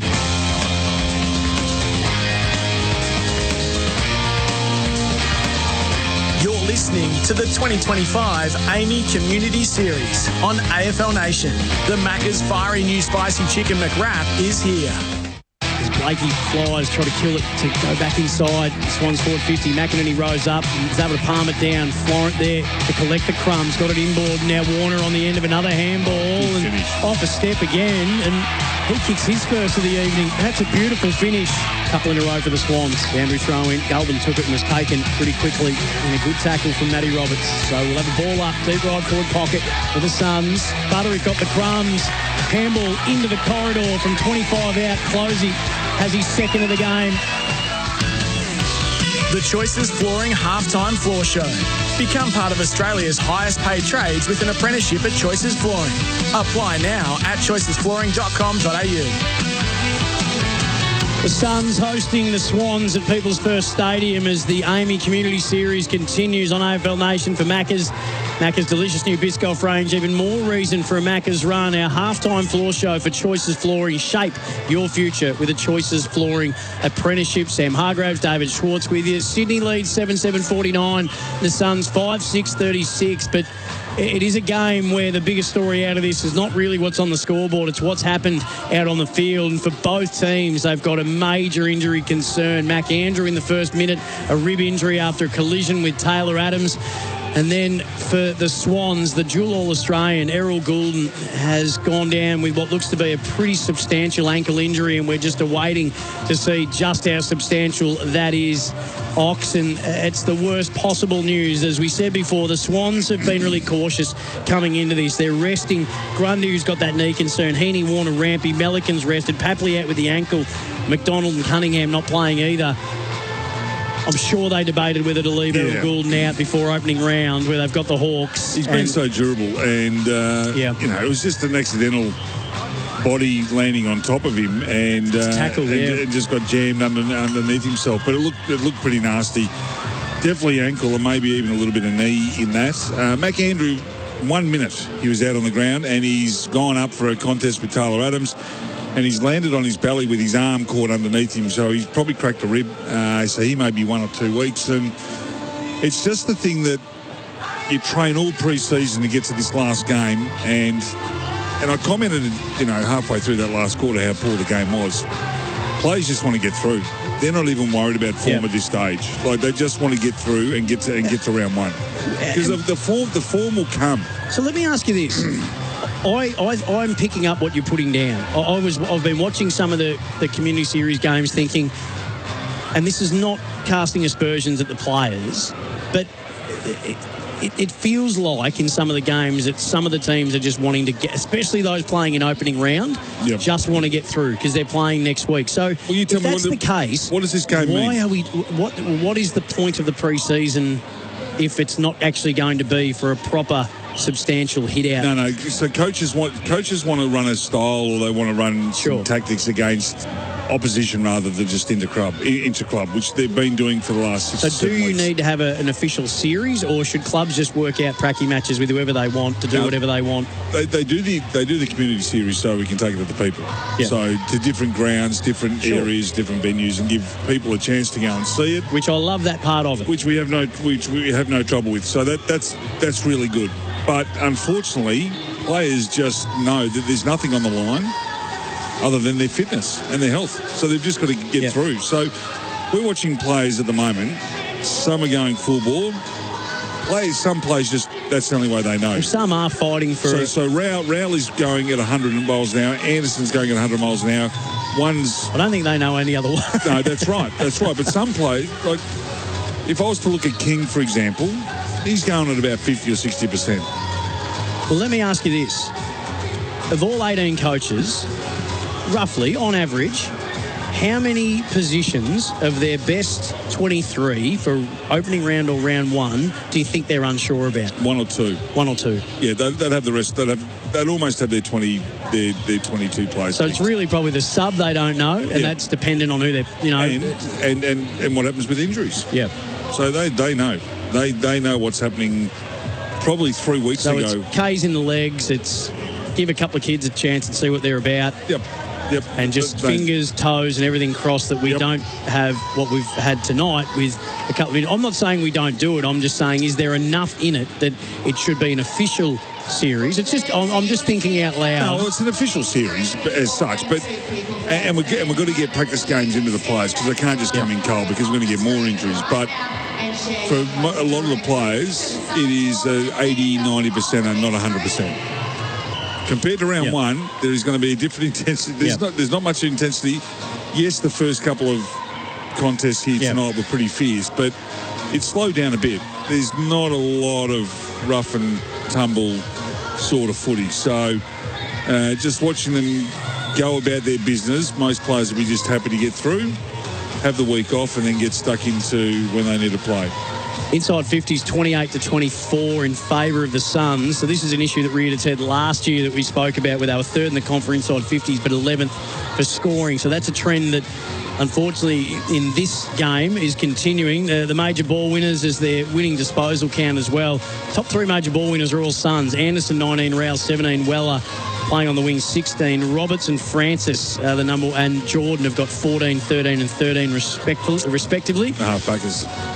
And for the goal kickers, Amati's got a couple, so does McCartan. Closey's got 2 for the Suns. Weller, Anderson, Butterick, all single goal scorers for the Suns, as are Warner and Goulden and Lloyd for the Swannies. So that's the state of play at the moment. On the other side of the break, David Schwartz will just give us a couple of things that he'd like to see from both teams. The Suns have got the Bombers at People's First Stadium next week, and the Hawks will be the Swans' opponent at the SCG in opening round. So a couple of things that the Ox wants to see from both teams heading into opening round next week. He'll give you that on the other side of this on AFL Nation. For Macca's delicious new Biscoff range, even more reason for a Macca's run.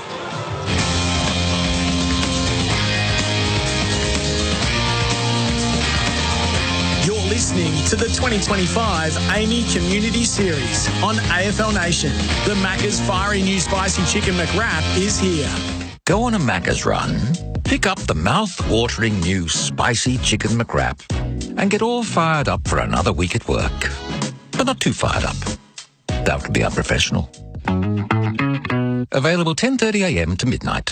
If you're in the market for a new ute, get yourself down to Victoria's #1 selling Isuzu Ute dealership at Werribee Isuzu Ute. The MY24 clearance sale is on now and stock is selling fast, so don't miss out. Werribee Isuzu Ute is the largest Isuzu Ute dealership in Victoria, with over 100 new and used vehicles in stock to choose from. So come and say g'day and test drive and buy today at Werribee Isuzu Ute. LMCT 114.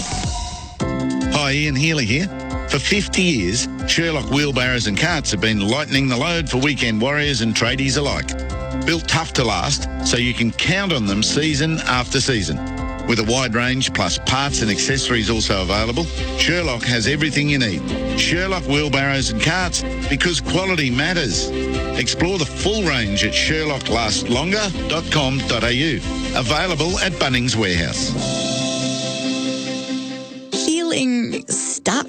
Henry Bloom's Herbalax to the rescue. Trusted by Aussies since 1938, our herbal blend with 200 grams of dried herbs in every bottle gets things moving again.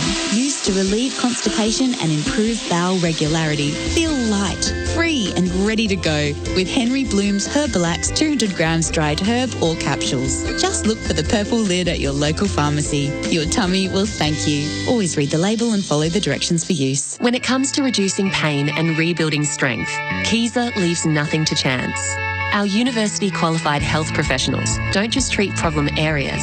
They design personalised training programs using Swiss-engineered machines unique to Kaiser. These machines safely isolate the affected area, test your strength, and help rebuild your muscles for a stronger, more active and healthier life. Kaiser, building strength with precision across Melbourne, Geelong and Bendigo. With over 50 years' experience, Gliderol offer garage door styles to match any home with a wide range of doors, styles and colours. All Gliderol garage doors are custom made to your specific needs. It's not a one-size-fits-all approach. It's based on what you want. Because Gliderol garage doors know everyone's requirements and budgets can be unique. So they can design a door that complements your home and your budget. Visit gliderol.com.au to get your free measuring quote today. Real people, real products, real fun. No matter who you are, Sexyland has something real sexy for everyone. With Australia's biggest range of sexy costumes, lingerie, couples toys and fun gifts and games for adults. Sexyland. 11 stores in Melbourne and Geelong, open till midnight 7 days a week. Or shop online for 2-hour delivery.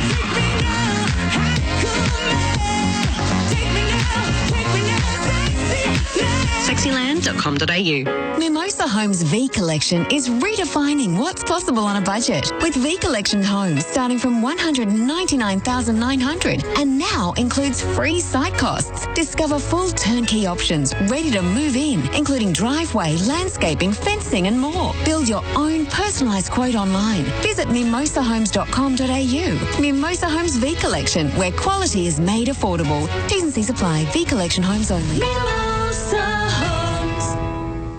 Toolkit Depot's auto sale drives big savings across our auto range. We've cranked up the deals on auto brands like Kinchrome, Sidchrome, Barco, Gear Wrench and many more. Shop auto deals in store or online at Toolkit Depot. Hurry while stocks last.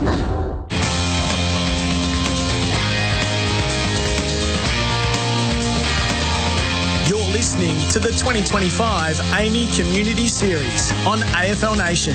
The Macca's fiery new spicy chicken McWrap is here.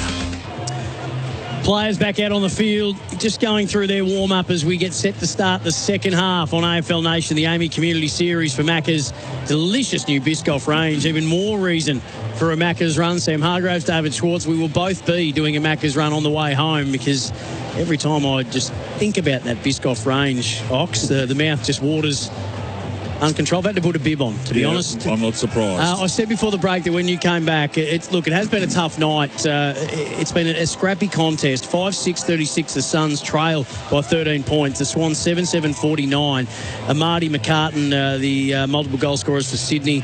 Suns have got Closey with a couple of things that you want to see for both teams. They're both going to play opening rounds. So Saturday twilight, the Suns are hosting the Bombers next week, and the Swans on Friday night have got the Hawks.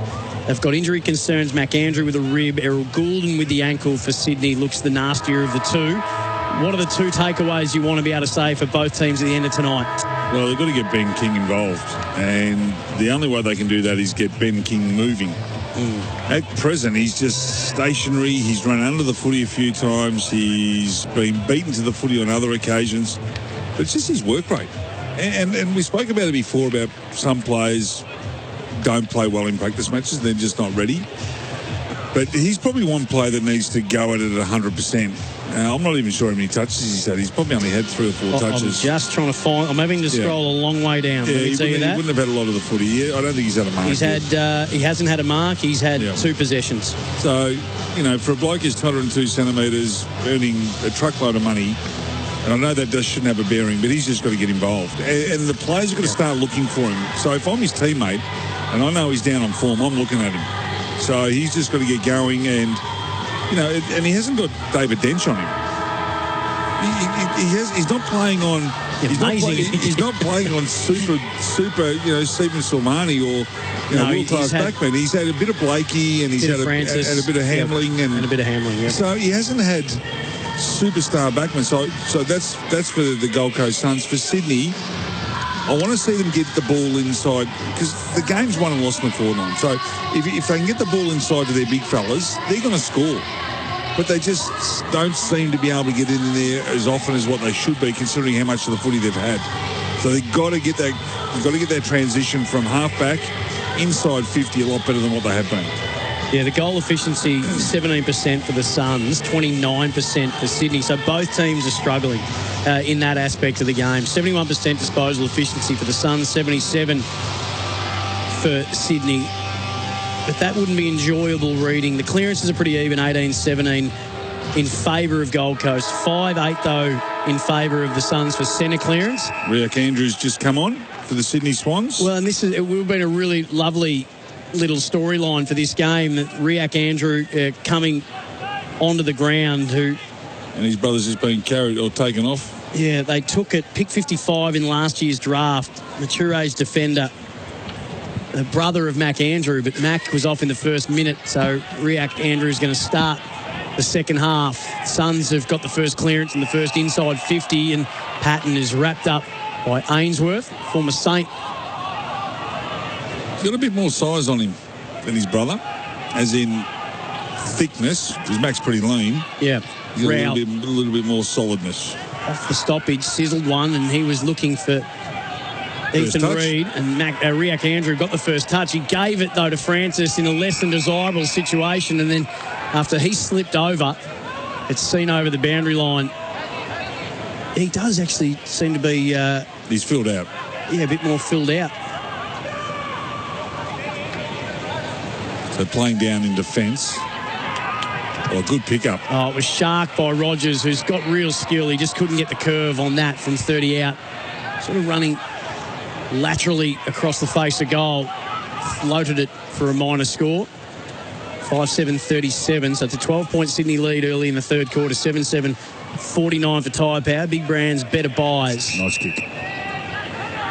Finds Tommy Hanley on the drive-by. Wicks. Bottom right-hand point of the square. Penetrating ball. He gets him inside forward 50. No one inside it. It sits up beautifully. McCartan can run into an open goal. Can saunter, bounce, and stab it through for his third. That's the transition we're talking about. You get the ball in quick, you give the big forwards a chance, and McCartan's quick. But Collins was chasing, and he was losing ground on him at the end. But really, really good play there by Wicks to break the line, get it over the top. And McCartan, once he was away, it was all over. Good finish. He's got... Is that his third? Yeah, it is. That's his third goal, one in each quarter. So, well done. And we've seen a little bit of that lately. Not often do backmen go forward and become great forwards. I was thinking about this the other day. There's only been 3 or 4 that have actually turned out to be superstars. Pavlich, Neitz, Chris Grant, maybe Ross Glendinning. But other than that, we don't see too often. So... Look, I'm not saying if he fits into that category, but we saw Rory Lobb go from forward to back, and has actually turned out pretty good. So hopefully McCartan can be one of those really good stories. Interesting, the redeployment of Sam Wicks as a running defender. It looks to be a shrewd move at the moment from Dean Cox. He's been impressive, and it's a goal assist to his name. He's a really good user.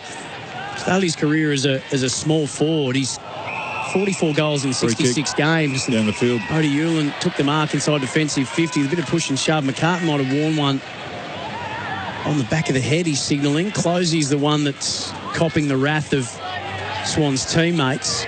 Well, he got the footy, he released it, then he got smacked after it. So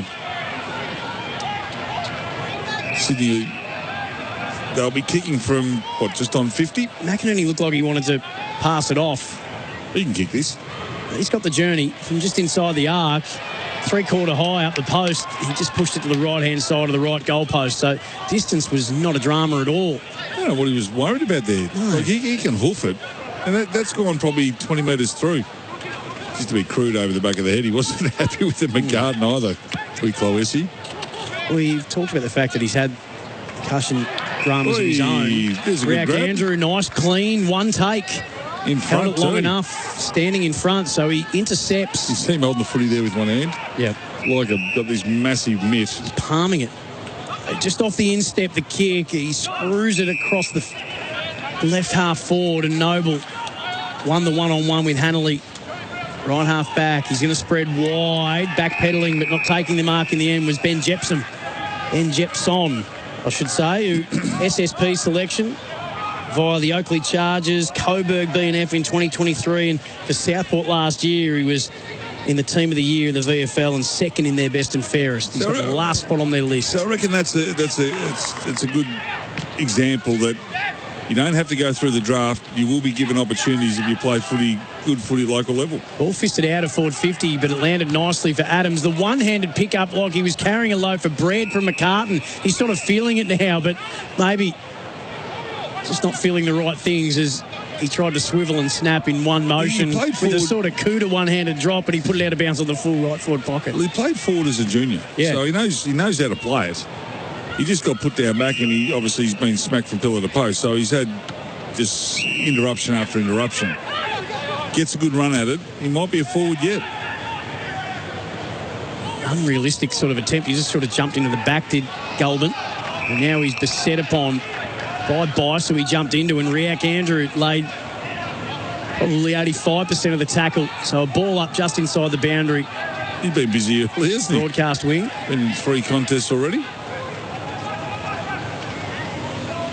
And he's had the better of most of them. Oh, Rogers, lovely clean take, and they've been able to work it to the bottom edge of the square. Jeffrey put it inside forward 50. Patton stood in a hole. Humphrey regathered at ground level because he didn't lose his feet. Jeffrey on the end of the outlet pass, bottom right-hand point of the square. Ethan Reid took it cleanly. Slick little dish to Weller. Weller spears it for Ainsworth, who copped a shove. And in fact, has been paid the mark. So we saw a lot last night that weren't paid. That cannot be a mark.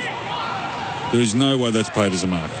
Well, he put the hands out, I thought, paid as a mark, but it's actually, boundary throwing. Yeah. Well, he didn't do the signal. He just held the hands out. Flick them back. If that was a mark. Flick them back so we know, man. Plugger would have kicked 6,000.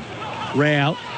Handball to Rioli. Rioli had it back out to Anderson. They're coming back inside forward 50 again, and just being drawn up to the footy with the Swans defenders and getting out the back was Ben Long, deep right forward pocket. A couple of metres in from the boundary. He's barely been sighted tonight, Ben Long. No. So needs to get busy in the second half. Tight angle, but very creative. One player that can turn it on, and when he does, things seem to go his way and can get involved very quickly. 26 goals last year, was their second highest goal scorer, the former Saint, and he's missed on the narrow trying side. the banana from 25 out, tight angle, just got it skinny. So 5-8-38, the Suns. It's 8-8-56, so 3-goal lead to Sydney. So just some possession winners. Anderson's had 21, 17 to Weller. Rioli's had 16. So getting busy. So too is Noble, who got it from Jeffrey. Just kicked in too much of a hurry. Ben Long had sort of stopped the lead, and he put it in between he and Berry. And Roberts, who was busy in the first quarter, intercepts quickly to Lloyd. Rouse had 20 as well. Left him out.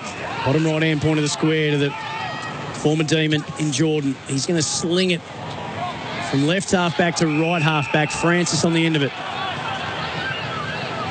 No one stood the mark, so he charges off. He's looking for Hanley, who's going to get the free kick. Rioli, the infringer. Hanley was good. Kept it moving. Got it to Caleb Mitchell. Now Mitchell is hit up Kirk. Indy Kirk into the right forward pocket. Oh. He's got the same kicking action as his dad too. He's looking for a Marty, but Collins got an important fist on at boundary throwing. Little bit like his dad. It's similar. I was watching Josh Dunkley the other day. He doesn't kick like his dad. No. Thankfully. Andrew didn't. It's still unique in and of itself. Yeah, it is. The Josh. But Andrew just, from hand to foot, was a real worry and concern for Andrew Dunkley. It landed all different ways and shapes. Quick kick from the congestion. There's another little scrap going on. Collins and McCartan on this occasion. They go to ground. This is more energy than we've seen expended for most of this game. Yeah. The little push and shove that's happening behind the goals. As the ball's thrown back into play. Witts in front of our man, Big Willie Green. Humphrey rose up and was taken to ground after he took possession of the ball just outside forward 50 for the Swans, and he's been ping-ponging the ball. He took it mid-air, was taken in mid-air, no attempt. Yep, and that's the new interpretation. I like it. Yep. Get rid of it. Prior. This is Kirk again. He put it right to the goal line. Third man up, Rioli. Just got enough on it to rush the behind. So Kirk's just got to realise you just can't kick it right to the goal line. You've actually got to bring it back a bit, kick it to the top of the square. Otherwise, the ball just gets killed like it did. Noble runs off right half-back. That's a sight that the Suns are going to want to see on the regular throughout season 2025. Kine bounce got Ethan Reid as it evaded Roberts. Squeezing the kick back into play as he was pushed out of it was Long. Swatted away from Francis, from Rogers. Florent found it and was found pretty quickly. Bumped and that affected the handball. Reclaimed by the Suns. Weller just heaves it by hand inside forward 50. It fell nicely for Closey. Kicked off one step from 30 out directly in front in a hurry. Bounced it over the boundary line. Ainsworth with arms out. Not happy. Not happy at all. And he said, don't need to be a lip reader. Yeah. Excuse me. Forsooth, yes, sir. Yes. I think that's what he said. So, I'm not a professional lip reader. No. But as it's thrown in right beside the point post, so they've got a real opportunity here, the Gold Coast Suns. Witts just flicked it back over his head. Hip to the seam was Roberts. Got a handball out. Lloyd is just going to chopper it outside. Defensive 50. On the bounce taken by Collins. In the circles. Weller kept it low. And Humphrey latched onto it right on the forward 50 arc directly in front. I reckon this is too far for him. I don't. So he'll be kicking from 57. I think he's got the journey. I think he's got X Factor. No. He's going to pound this. Oh, David Schwartz, distance, no dramas, touched on the line. No, distance was an issue. And if it wasn't the fact that it was a 204 centimetre Big William Green, he had made a mockery of your call. Well, you just got to have the good players, the tall players on the goal line. Well done, Big Willie Green. Humphrey has really put in this pre-season by all reports, the man on the ground that I spoke to today. And he needs to put in a bit more to get that extra distance. Looking for very, very exciting things from him this year. McCartan cuts across Hewland to fumble it out of play for a boundary throw-in directly in front of the Suns interchange. So 12.5 to play in the quarter. 57 plays 39 in favour of the Swans. Just one goal kicked in the quarter so far. That was McCartan early in it. We haven't seen David Swallow come back on yet, have we? No, we haven't, after he got a kick in the shin. Yeah, so he hasn't come back on either. So he's been missing. Mac Adams is missing. Errol Goulden hasn't come back on. We haven't seen Ballard pretty much at all either after he had hurt his ankle. So a few little niggle concerns early. Yeah, both teams have got concerns. As we know, Mac Andrew and Errol Goulden will be the most pressing of those concerns. Yeah, Bailey Humphrey, pick 6, 2022 draft. Hang on, it came out pretty early last year that he was already Damien Hardwick's favourite. We've got the emergency umpires just come on, so there's been an interchange infraction. Yep, so we're just going to work it out, and we're going to have a ball in. Well done. So they must have got a what have we learned from that? What we have learned is that emergency umpire is all over the interchange. Yep. So don't step over the line until you're allowed to. Well done. Reid and Laddams engage in the ruck. We'll call it a draw. Anderson got in their eyes, though, and got first crack at it. He got it to Jepson, and he got one high. So Ben Jepson just inside their attacking half. Near side wing. 23 years of age. Probing kick inside forward 50. Boss got up third man. Put Knuckles through it and spoil it. Graham got a handball out for the Suns, but Florent got in front of Rowell and got taken down by that man. So ball up, deep right half forward. I don't know if you've ever watched Rowell live, but he's a competitive beast. He just hates losing. Just so full on all the time. He doesn't give his opponents an inch. Row bottom. Rode Will Graham into the ground. Jepson and the young Sheldrick don't really like each other at the moment. No. A couple of metres in from the boundary. Sheldrick just dropped it to his foot. Ainsworth, quick gather and handball. Rioli, it missed him. It didn't miss Hanley, though. He looped one inside. It slapped out into the path of Campbell, who is an absolute elite user on the left. He's just going to hope this can skid and run. He kicked it from 50. The kick went only about, I reckon, 35 metres, Ox. He thought that the slippery surface would do the rest, but he pushed it a little too far right. It's a minor score. 4 last week in the match sim for Campbell. They've had a good slingshot off that halfback a couple of times now, Sydney, and they've looked really dangerous. They've had an open inside 50, and Gold Coast have to be aware of that. When they turn it over, their transition has to be better. Powell got up, and then got them into the corridor. It was a good kick too for Rogers. He goes to left half forward. Long came in, third man up. Got to be quick. He was just about run down. The kick inside was affected, and it was on the half volley. It was a great gather by Rowbottom, who fed it out to Bice. Bice then splits the kick out wide, looking for Amati. Corey Warner, that was brilliant pressure just to affect the kick coming in. And now we've got a boundary throw-in out of side. 11 minutes to play in the quarter. 19-point lead for Sydney. Well, this week, Gold Coast have had the advantage around the stoppages, just with their quality of midfielders. Been getting a lot of clearances. Sydney probably just need to work their way into that, because when they do get the ball off half-back, they're looking much more dangerous. How many times do you think Indy Kirk's had some of his more smart-ass teammates just repeat the old man's... Oh, yeah. pre-match. Yeah. I would say every party that he's ever been to. Yep.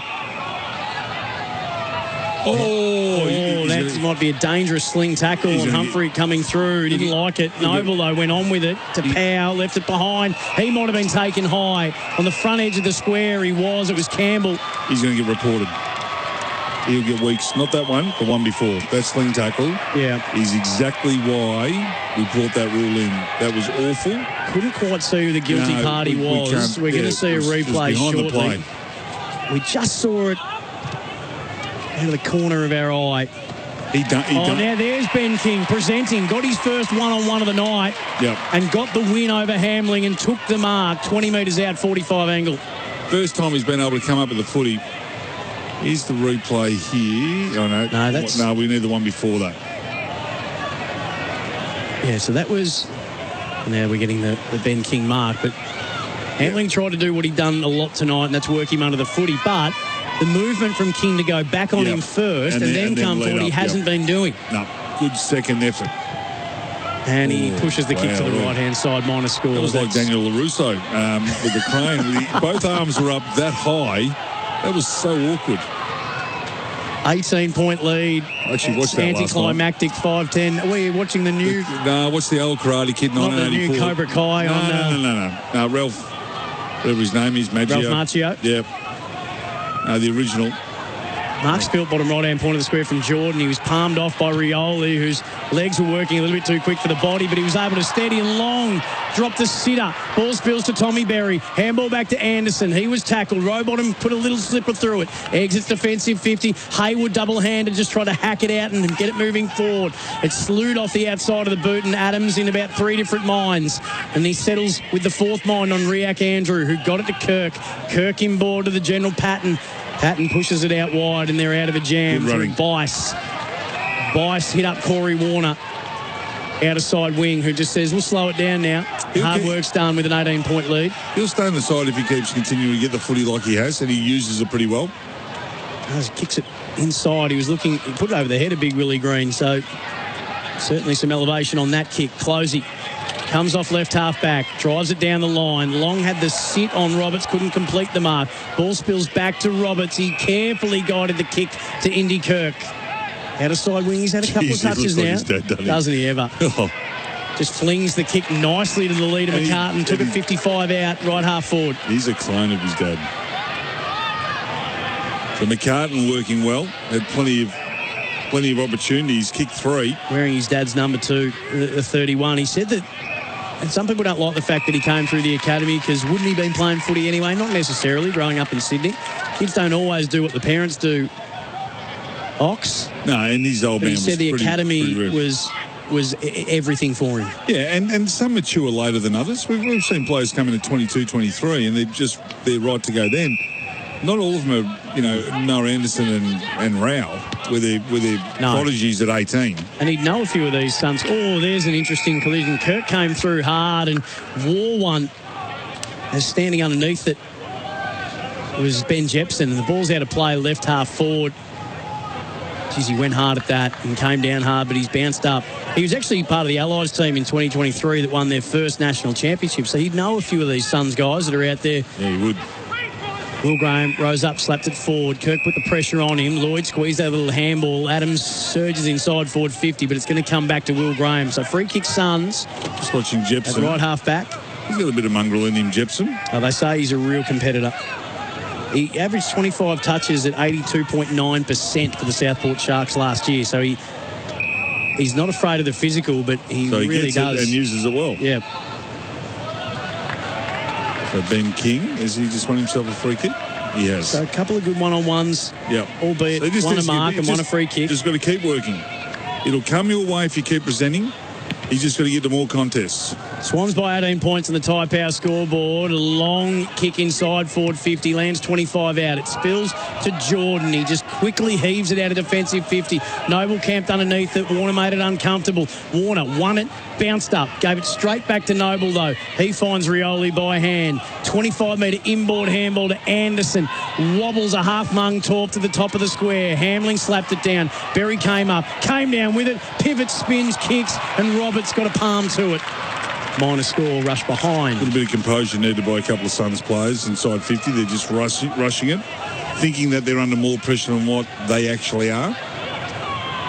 Now, it was a 7-5 first half, Ox, and you left us in no uncertain terms about what you thought of the spectacle that we were watching. We've had one goal kicked in the quarter so far. I can only imagine it's just what you're thinking of the game now. It's a typical practice match. Yeah. It's just a practice match. They're trying a few things. There's not a lot of urgency. It's just a pracky match. So which is fine, because both these sides want to protect themselves because they're playing next week. Swans sharing it around off half-back. Francis gets it moving forward to Indy Kirk, who's been busy and impressive in this quarter. Just overcooked the kick a little, looking for Corey Warner and Jeffrey there to mop up. At right half-back for the Suns, it's Jepson again. There's a good look at the ball use. He put it right out in front of Gulbin, who was well spoiled in the end. The boundary throw-in ensues just inside the attacking half on the broadcast wing for the Swans. Like he didn't hurt himself there. He dug into the turf, and the turf didn't give. Yeah, it's like when there's no detergent or enough water on the slip and slide. Yeah, you sort of pull up very sharply. Absolutely. Anderson rode the bump and just got the ball working forward to right half forward. Reed sort of went to ground and couldn't find the footy. Gulbin could, and then Reed Wicks got him high. Yeah, Reed, I think it's Reed's free kick, yeah? No, I think it's going to go to Gulbin. No, it is Gulbin, yep. So he'll bring it inside 50. Where's King now? So there's Swallow. He's not coming back on. He's got his shin heavily iced, so he's out for the rest of the night. Won a premiership with Burleigh in 2023. The kick inside, deep right forward pocket. Reed was the target, double-fisted by Patton, who just floated in front of the pack. It looked like they believe that he can play a part, Ben Patton, for them this year. He 71 games in 6 seasons as a Saint. They took him as a rookie, 26 years of age. Oh, lovely palm down Wits. Can Anderson just get a little bit of leverage? He could, but the kick vehemently off the right-hand side of the boot and bundled out of play for a boundary throw-in next to the right point post. And there, just getting a look at Swallow, who's got a massive pack of ice on that shin where he copped the knock. He's done. He's absolutely had. And sometimes it's actually a blessing. You just, make precautionary, and I don't think it was that bad, but he'll be right. Closey, clean pick-up from the attempted exit from McInerney. Got it to Anderson. He just couldn't get the angle on the left from 35 out left forward pocket. They're putting work into him. Behind. He's not getting as much space as what he did in the first quarter and a bit. So no, Sydney have actually said, right, you're going to run. We're going to have someone with you. Pick-up from Closey was clean because the kick was a really fast skidding kick from McInerney, who had to do it in a hurry. Swans work it to the outer side. Suns have got the numbers, though. Witts, little outlet handball, bouncing towards the boundary line and got there before Butterick could reel it in. So just backward to left half forward for the Suns with 4.5 minutes to play. We've got a boundary throw in. And it's a 17-point Swans lead for Tyre Power. Big Brands, better buys. Macca's Fire New McSpicy Chicken McWrap is here. Just trying to get a look at Jared Witts' nose to see if it is broken. He got one right on the half-time siren. He wasn't happy with the opposition ruckman in Willie Green. No. Swans and if they did have a fight, Willie Green would break in half. He could pick him up and javelin him, I reckon, Jared Witts. Powell's going to pump it back inside. Himmelberg on for his first look, the former throw. Humphrey planted Bice like a tree. Bice went in for another go. Jordan has to win a free kick there. And Jordan does. He went to kick it off the ground and his legs taken. Crowd have found voice. Bice was coming out and Humphrey just collected him. Your boy. Shoulder to shoulder. You claiming him? Yeah. I think he's already been claimed, to be fair. No, he's been claimed by a few. Yeah. But it's a new year. You just he's done think the that work. what might be. He's a big bull. He's a clever player. Yeah, I reckon he's got X factor. I reckon when he gets it, he's just got to take a breath. Yeah. Because sometimes he rushes. You don't need to rush it. You don't need to go fast all the time.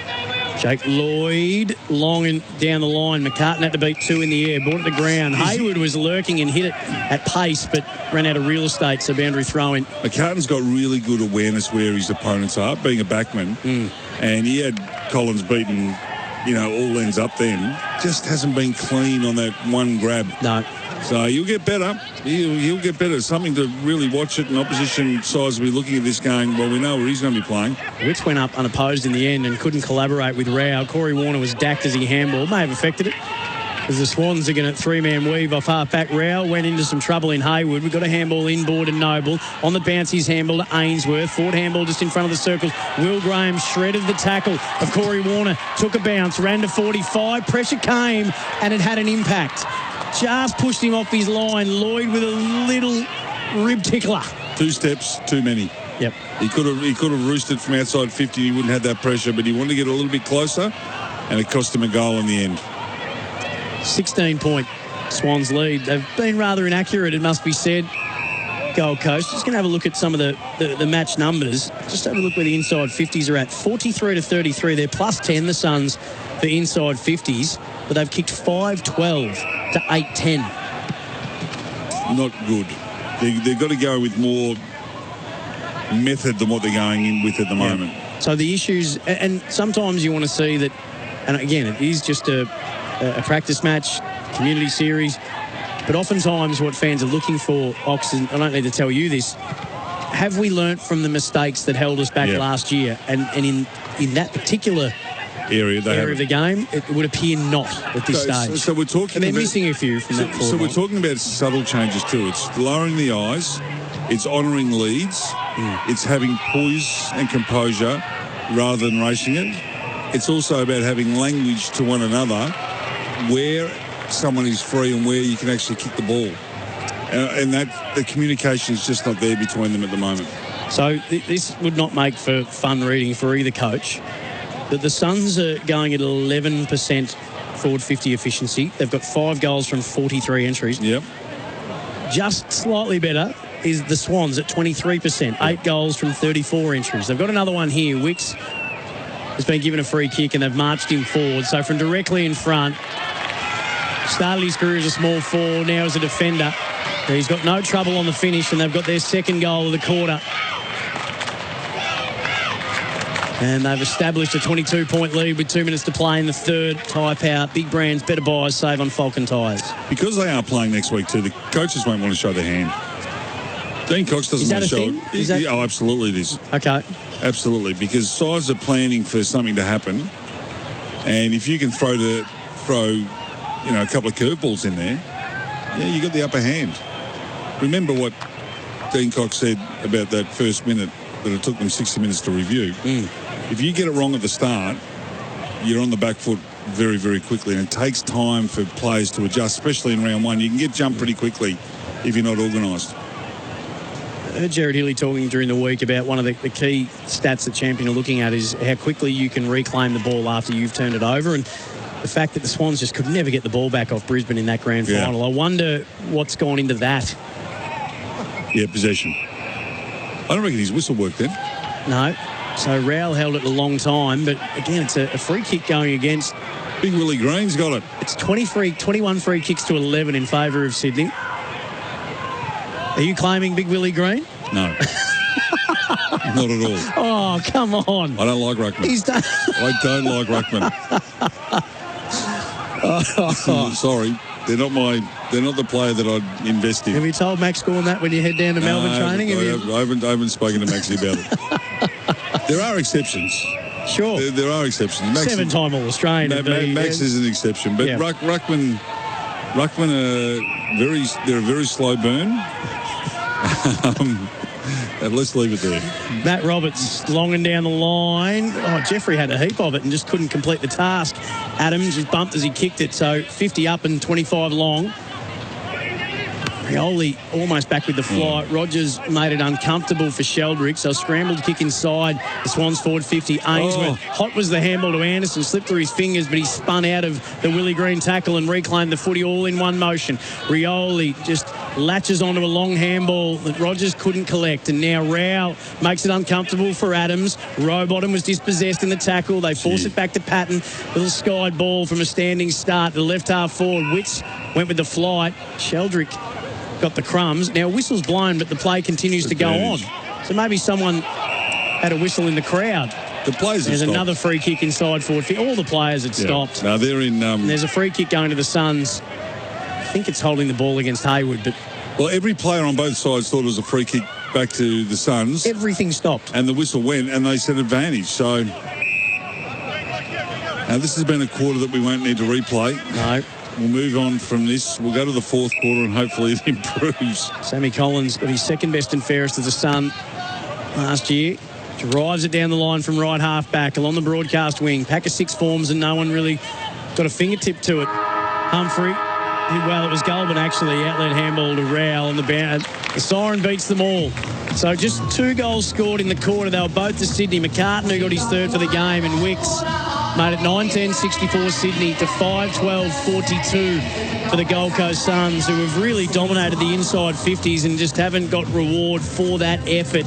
It's a damning stat for them in this AAMI Community Series match. For Macca's delicious new Biscoff range is even more reason for a Macca's run. We're on AFL Nation, for Tyre Power, for Drinkwise, and for Macca's. Sam Hargrave, David Schwartz. Final quarter on the other side of the break.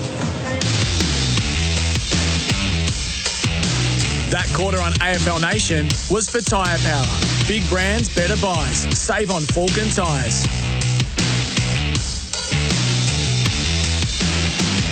Hello, Frank Walker from National Tiles. The famous National Tiles Spend and Save is on now. Spend $4,000 and we'll only charge you $2,750. Spend $2,000 and we'll only charge you $1,450. Or spend $1,000 and we'll only charge you $750. Yes, the more you spend, the more you save at the National Tiles famous Spend and Save. But you'll have to be quick. So rush into a National Tiles store near you or go online at nationaltiles.com.au now and save. Real people, real products, real fun. No matter who you are, Sexyland has something real sexy for everyone. With Australia's biggest range of sexy costumes, lingerie, couples toys and fun gifts and games for adults. Sexyland. 11 stores in Melbourne and Geelong, open till midnight 7 days a week. Or shop online for 2-hour delivery.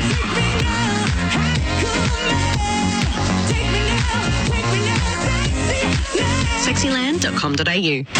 SEN's listeners' love for their team is unbreakable. Toyota's driving around again to help find the Toyota Hilux Unbreakable Fan of the Year. Call or text into Gary and Tim on SEN Breakfast or visit iCanWin.com.au and prove your unbreakable spirit. Each week, 3 winners enter the draw to be the Toyota Hilux Unbreakable Fan of the Year. Driving away, what about this, in a brand new Unbreakable Toyota Hilux GRS. Oh, what a feeling. Toyota. Decency's fine. Now at Harvey Norman, no deposit, 16 months interest-free on a Latitude Go MasterCard and participating Latitude credit cards from Latitude Financial Services. Available on eligible purchases using an equal monthly payment plan. Monthly credit card fee currently $10.95 applies. Plus receive a bonus Harvey Norman gift card when you spend $1,000 or more on interest-free purchases. Shop furniture, bedding, laptops, TVs, fridges, appliances, flooring and more. New customers must be approved. Minimum financed amount $1,000. T's and C's, credit card fees, charges and exclusions apply. Now at Harvey Norman. Hungry Jack's NBL playoffs are here. In the finals, every moment is a chance to dream big. This is where dreams are made. This is your moment. Tune in as Melbourne United fight for a spot in the Championship Series against the Perth Wildcats tomorrow night from 8 p.m. Watch live on ESPN. Hungry Jack's NBL finals. Dream big. Picnics on the beach, pool days, backyard sport. Whatever your summer looks like, it's always better with a 4 and 20 in hand. Enjoy the classic taste of 100% Australian beef in delicious gravy wrapped in golden flaky pastry. Watching sports? Playing sports, or just soaking up the summer sun. Biting into a 4 and 20 pie is the ultimate summer snack for whatever summer you're having. 4 and 20, Australia's original fan favourite.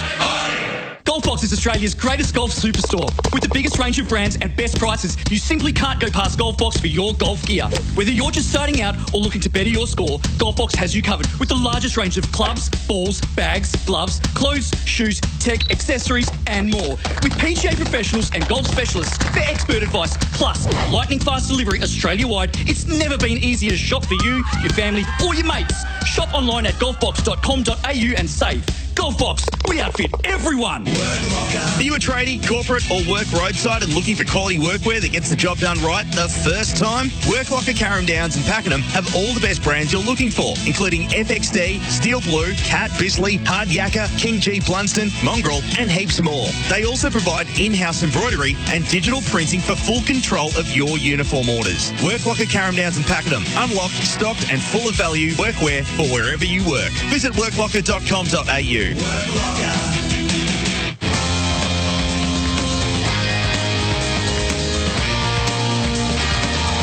You're listening to the 2025 AAMI Community Series on AFL Nation. The Macca's Fiery New Spicy Chicken McWrap is here. Here's Tommy Hanley on the drive-by. Wicks, bottom right-hand point of the square. Penetrating ball. He gets him inside forward 50. No one inside it. It sits up beautifully. McCartan can run into an open goal. Can saunter, bounce, and stab it through for his third. They've got another one here. Wicks has been given a free kick and they've marched him forward. So from directly in front, he's got no trouble on the finish and they've got their second goal of the quarter.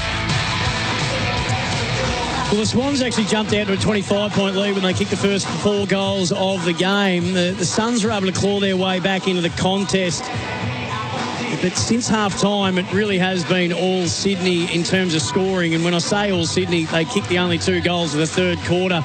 Inside 50 numbers absolutely favouring the Gold Coast Suns. They've had 43 to 36. And those are all in the scoreboard for Tyre Power. Big brands, better buys. As we get set to start the final term at People's First Stadium, 9-10-64 the Swannies, 5-12-42. Yes, 5-12-42 for the Gold Coast. Sam Hargraves, David Schwartz. The 2 things you wanted to see, Ben King involved, and he did. He took a mark 20 out, Ox, but he missed the goal. And you wanted to see Sydney's method improve a little bit with the way that they went inside forward 50. Did you see either of the 2 things you wanted? They had 2 slingshots that went inside and they scored 1-1.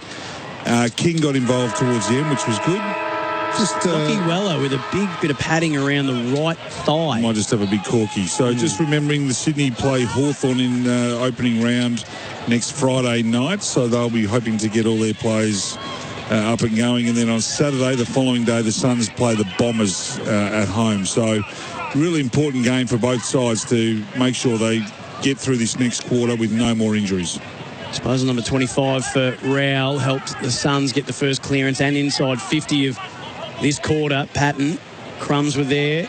Quickly to Matt Roberts, who hurried it out of defensive 50. Hanley had it for a moment and then lost it to Collins. Collins got it to Anderson, but he had 3 Swans around him. Amati just ripped it out of his hands, and McInerney accepted the handball, tumbled it through the contest of McCartan, and McCartan's going to latch onto this one exactly like he did earlier in the third. He's fumbled all night, hasn't he? He got it out the back, but he just couldn't quite take it cleanly. In the end, he threw a shoe at it and sprayed it to the right-hand side. Minor score from about 15 out directly in front. So the first score of the final quarter is a point. Amati's been good around some stoppages. He's been really quick by hand and giving his blokes a real opportunity to get the footy. Jeffrey running off right half back for the Suns. Lengthy kick down the line. Now King got up over the much shorter Patton and got it on the second bite. Handball Rowell inboard. Rogers had to tap it past the oncoming traffic, and he did so right into the path of Ainsworth, who can steady and fire from 35. Good finish. And it was a good finish. Gets his first of the evening and their 6th of this match for the Gold Coast Suns, and the margin now 65 plays 48. It's a 17-point ball game. So it's a big difference. McCartan doesn't fumble, kicks the goal. They get another one on the board. It goes 71 to 42, 29. Players are a little bit rusty. We know that. You still got to take your opportunities. And McCartan's will be still finding his way. It's different. When you're playing as a backman, you're going to the footy. Yeah. When you're playing as a forward, you're coming at it. It's a whole different mindset following rather than being the leader. But you're right. A couple of times he showed real pace, McCartan. I don't know if we knew. I'm sure we didn't not know, but as a lockdown defender, we haven't really seen a lot of that. A couple of times when the foot race has been on, he's been able to stretch his opponent. Well, I don't know who was chasing him, and put him in the rear view. But he was running like I do. Like he was stuck in concrete. Well, when you say running like you do, are we saying pre or post knees? No, I'm talking now. I'm talking right now. Because you were gazelle, I remember. Oh, maybe early, but maybe when I was 12. But McCartan actually looks quick. Ball up inside the Swans attacking half. Broadcast wing. Now, there's been a little feeling in this. Humphries bounced up and had a crack at Campbell. Florence is saying, guys, please, this is a pracky match. Can we not? There's a free kick plucked out to Rogers. Humphries looks like one of those kids at school that you just didn't want to mess with. Well, he's got the angry head, hasn't he? He might have been a guy that never actually got in a biff, but nobody wanted to find out whether he could or he couldn't. Yeah. Oh, no, I'm tipping he got in biffs. You reckon he might? I reckon he got in some biffs. Because he's pretty lippy. He's from Maui. From Maui? Yes. Mate, I'm telling you, if you're not fighting at the age of 7 in Maui, you're actually from Mafra. Maui's as tough as it comes. A wonderful part of the world. A beautiful part of the world. If you can't fight, you don't survive. This is a good build-up. Hewland got it back from Ainsworth. Long couldn't take the mark. Florent just flew in and collected the crumbs and just guided the kick into the corridor. 35 out, McInerney. You leave the target. Oh, he just tried to drop it a little bit too cute in between a couple of Suns, looking for Lloyd, but he instead gave it to Rogers. Rogers Jeffrey, and he just steers the kick onto the chest of Gulbin. He wants to wheel and go. Oh, King's got a sit. To a 2-on-1. He got two hands to it. He'll get a free kick. Wicks didn't need to do that. So who was it that took him out? Was it Hamlin? Well, I think it was Wicks. I can't even see. It was the second person into the contest. It was too. Yep, so Bice went up for the fist and King didn't take the mark, but then after he dropped it, it was Wicks who sort of just collected him. Well, he had to sit there and he's just had to go at the footy, and that was because he had a good starting position. He was deep enough so he could come up at the footy, so good work. Let's see this kick. He missed one from this spot at the other end of the ground. Yeah, he missed that one right. This time he just sneaks it in on the left-hand side. He's got his first of the evening, Ben King. And they've got the only 2 goals of the quarter so far, the Suns. That's a bit better for them. Gone inside and they've looked a bit more dangerous. He's still got to clunk that, though. That's a simple grab. He's got to be strong. That's disappointing you. And he's got a guy. Now, how big's Wicks? Wicks has got to be no more than... He's 181. 181. So he's 20 centimetres plus his arms are another 15. That feels generous, 181. That's 35 centimetres. He's at least 2 foot in the air bigger than what Wicks is. He had no reason why he just doesn't go bang. So, where do you have Gold Coast finishing? Well, it's hard to know what to take out of tonight, but I had them finishing top 8. And really? Yeah, I did. And who's coming out for them? Well, each year, at least 3 come out. Someone comes out of the 8 into the 4, and someone comes out of the 4 directly out of the 8 as well. Free kick in the middle. Wits go to Anderson on the drive by. Lengthy kick inside forward 50. Smith had it fisted away by Francis. Front and square was the bull Humphrey. The Maui machine. 2 of them have got to tackle him to bring him down. Humphrey B. Bear. I reckon he's a bit more chatty than Humphrey. Oh. Witt's got front spot. Oh, that's beautifully palmed down to Rogers, who just rushed the kick. No, he hit the belly of the ball and floated it. That's 2 now. He's fluffed. Just a little bit of... Just take that last step, slow it down, and make sure of it. The snap was right forward pocket. Not from a tight angle. 25 out, though. Picked 13, 14 in last year's draft. Another local lad.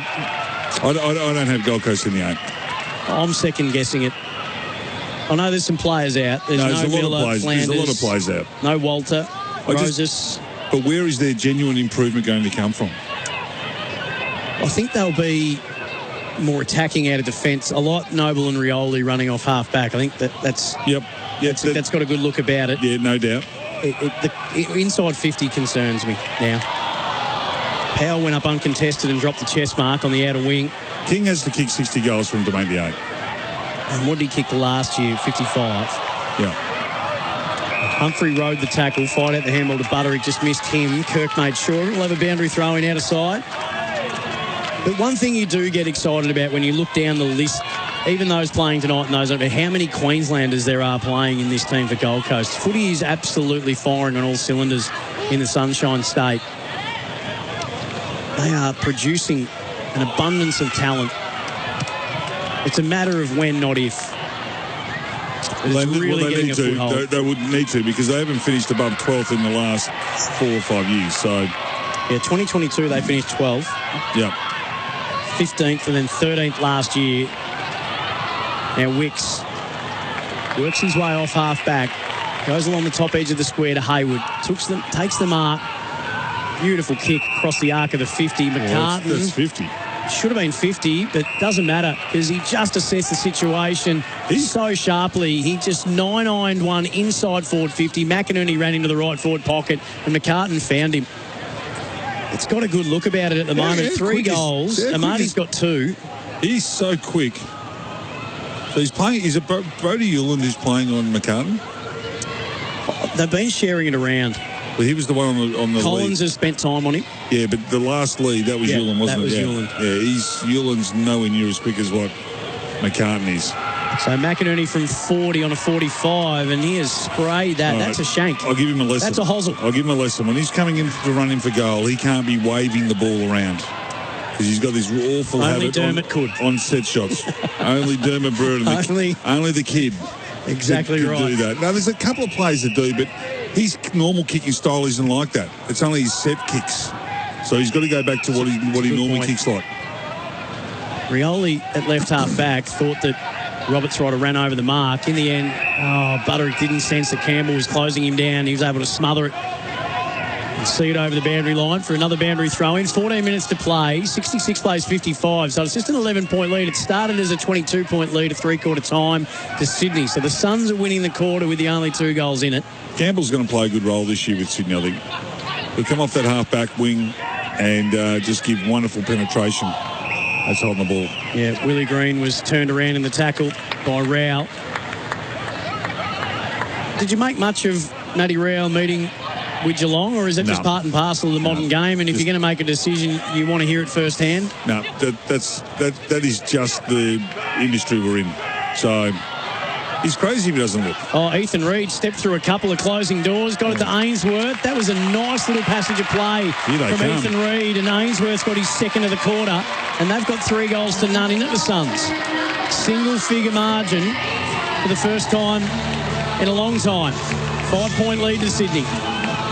You just got to admire Rowell's work, and I know he's a star, and we know that, but he's not overly blessed with talent, as in skill. Sorry, he's not overly blessed with skill. He's not the best kick, he's not the best handball, he's not the best mark, but I'll tell you what he is blessed with. He's got enormous talent of where the ball is going. Yep. He's just got this nuance of where it's happening. He's got a work rate that is probably better than anyone else's. He tackles. His second and third efforts are as good as they come. So all the things that he's not good at, not great at, he compensates because he's so damn good at the other area. His work rate, he's working harder than anyone else, and it's a practice match. He's got nothing to prove. But that's just the build-up and the make-up of who he is. 27 disposals, only Anderson has more, and he's had 7 score involvements. Amati's just ripped his head off. It's a brutal tackle from Amati. Wow. On that, in fact, it was Will Graham who he got in the end, so right in the bullseye in the centre.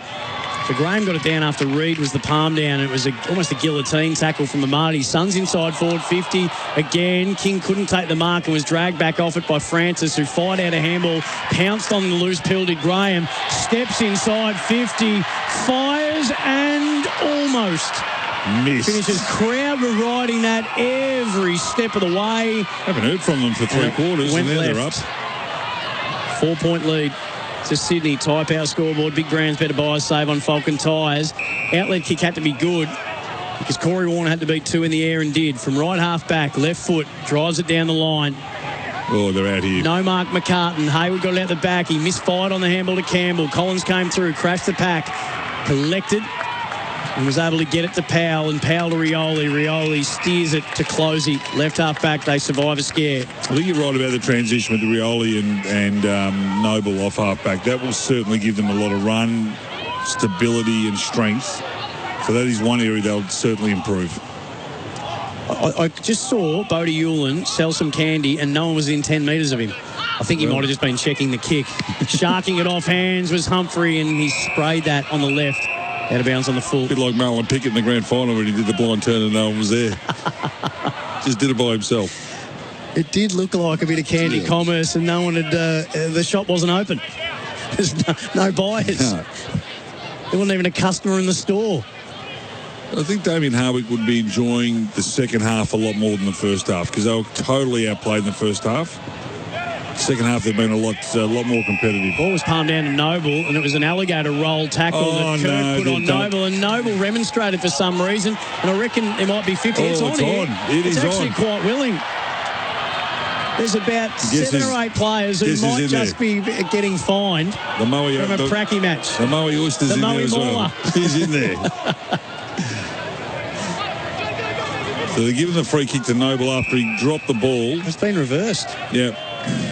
So he was well tackled by Kirk, and you'd expect nothing less when the name's Kirk, but the kick from Noble has been picked off by Patton, 40 out, directly in front of the Suns' goal. We haven't really been able to look at that other sling tackle that happened in the other in the centre of the ground. Have not seen a replay.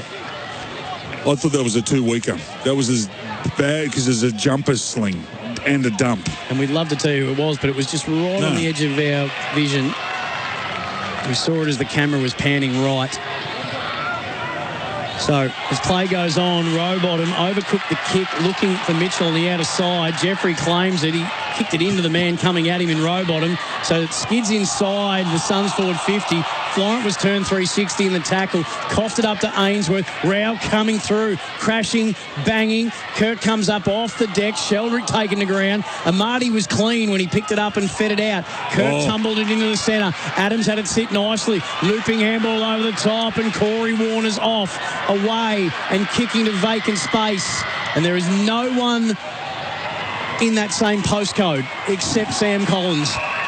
The easiest gather and give by foot to Bodie Ulan, and the moment got a bit too big for Corey Warner. Just goes to show how far down the ground the Sydney Swans forwards are going and how far the Gold Coast backmen are going up the ground, because it's a totally open Sydney Swans 50 at the moment. In the end, the exit was a bit scrappy. The crowd are into it. Powell took the mark that wasn't paid. A fist came late. So now we've got a boundary thrown at left half forward for the Swans, who lead by 4 points. 10.5 to play on the Tyre Power scoreboard.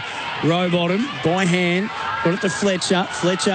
In fact, it was Mitchell who got it to Kirk, and Kirk got it inside forward 50. Adams dragged off the footy, slapped forward, claimed though by Rioli. Forward handball Ainsworth. If it sits up for Noble, he's away. It didn't, so he was beset upon, and he might have got one high.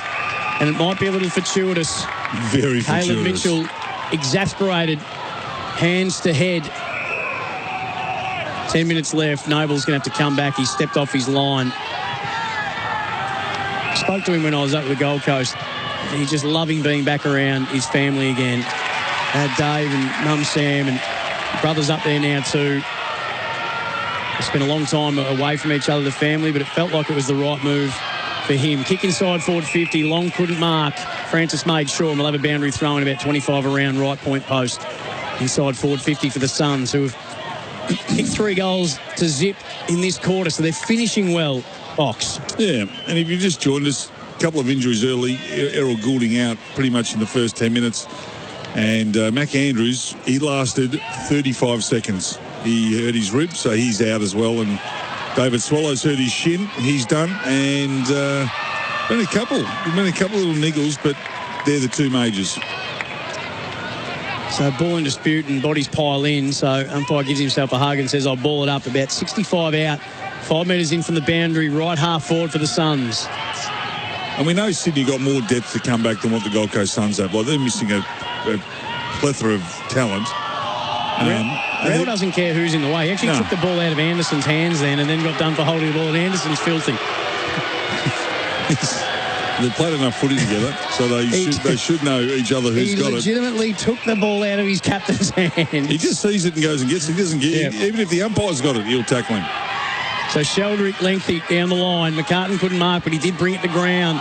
Adams, well tackled by Rioli. Squeezed a handball out that Roberts was able to find. He flings the kick inside, forward 50.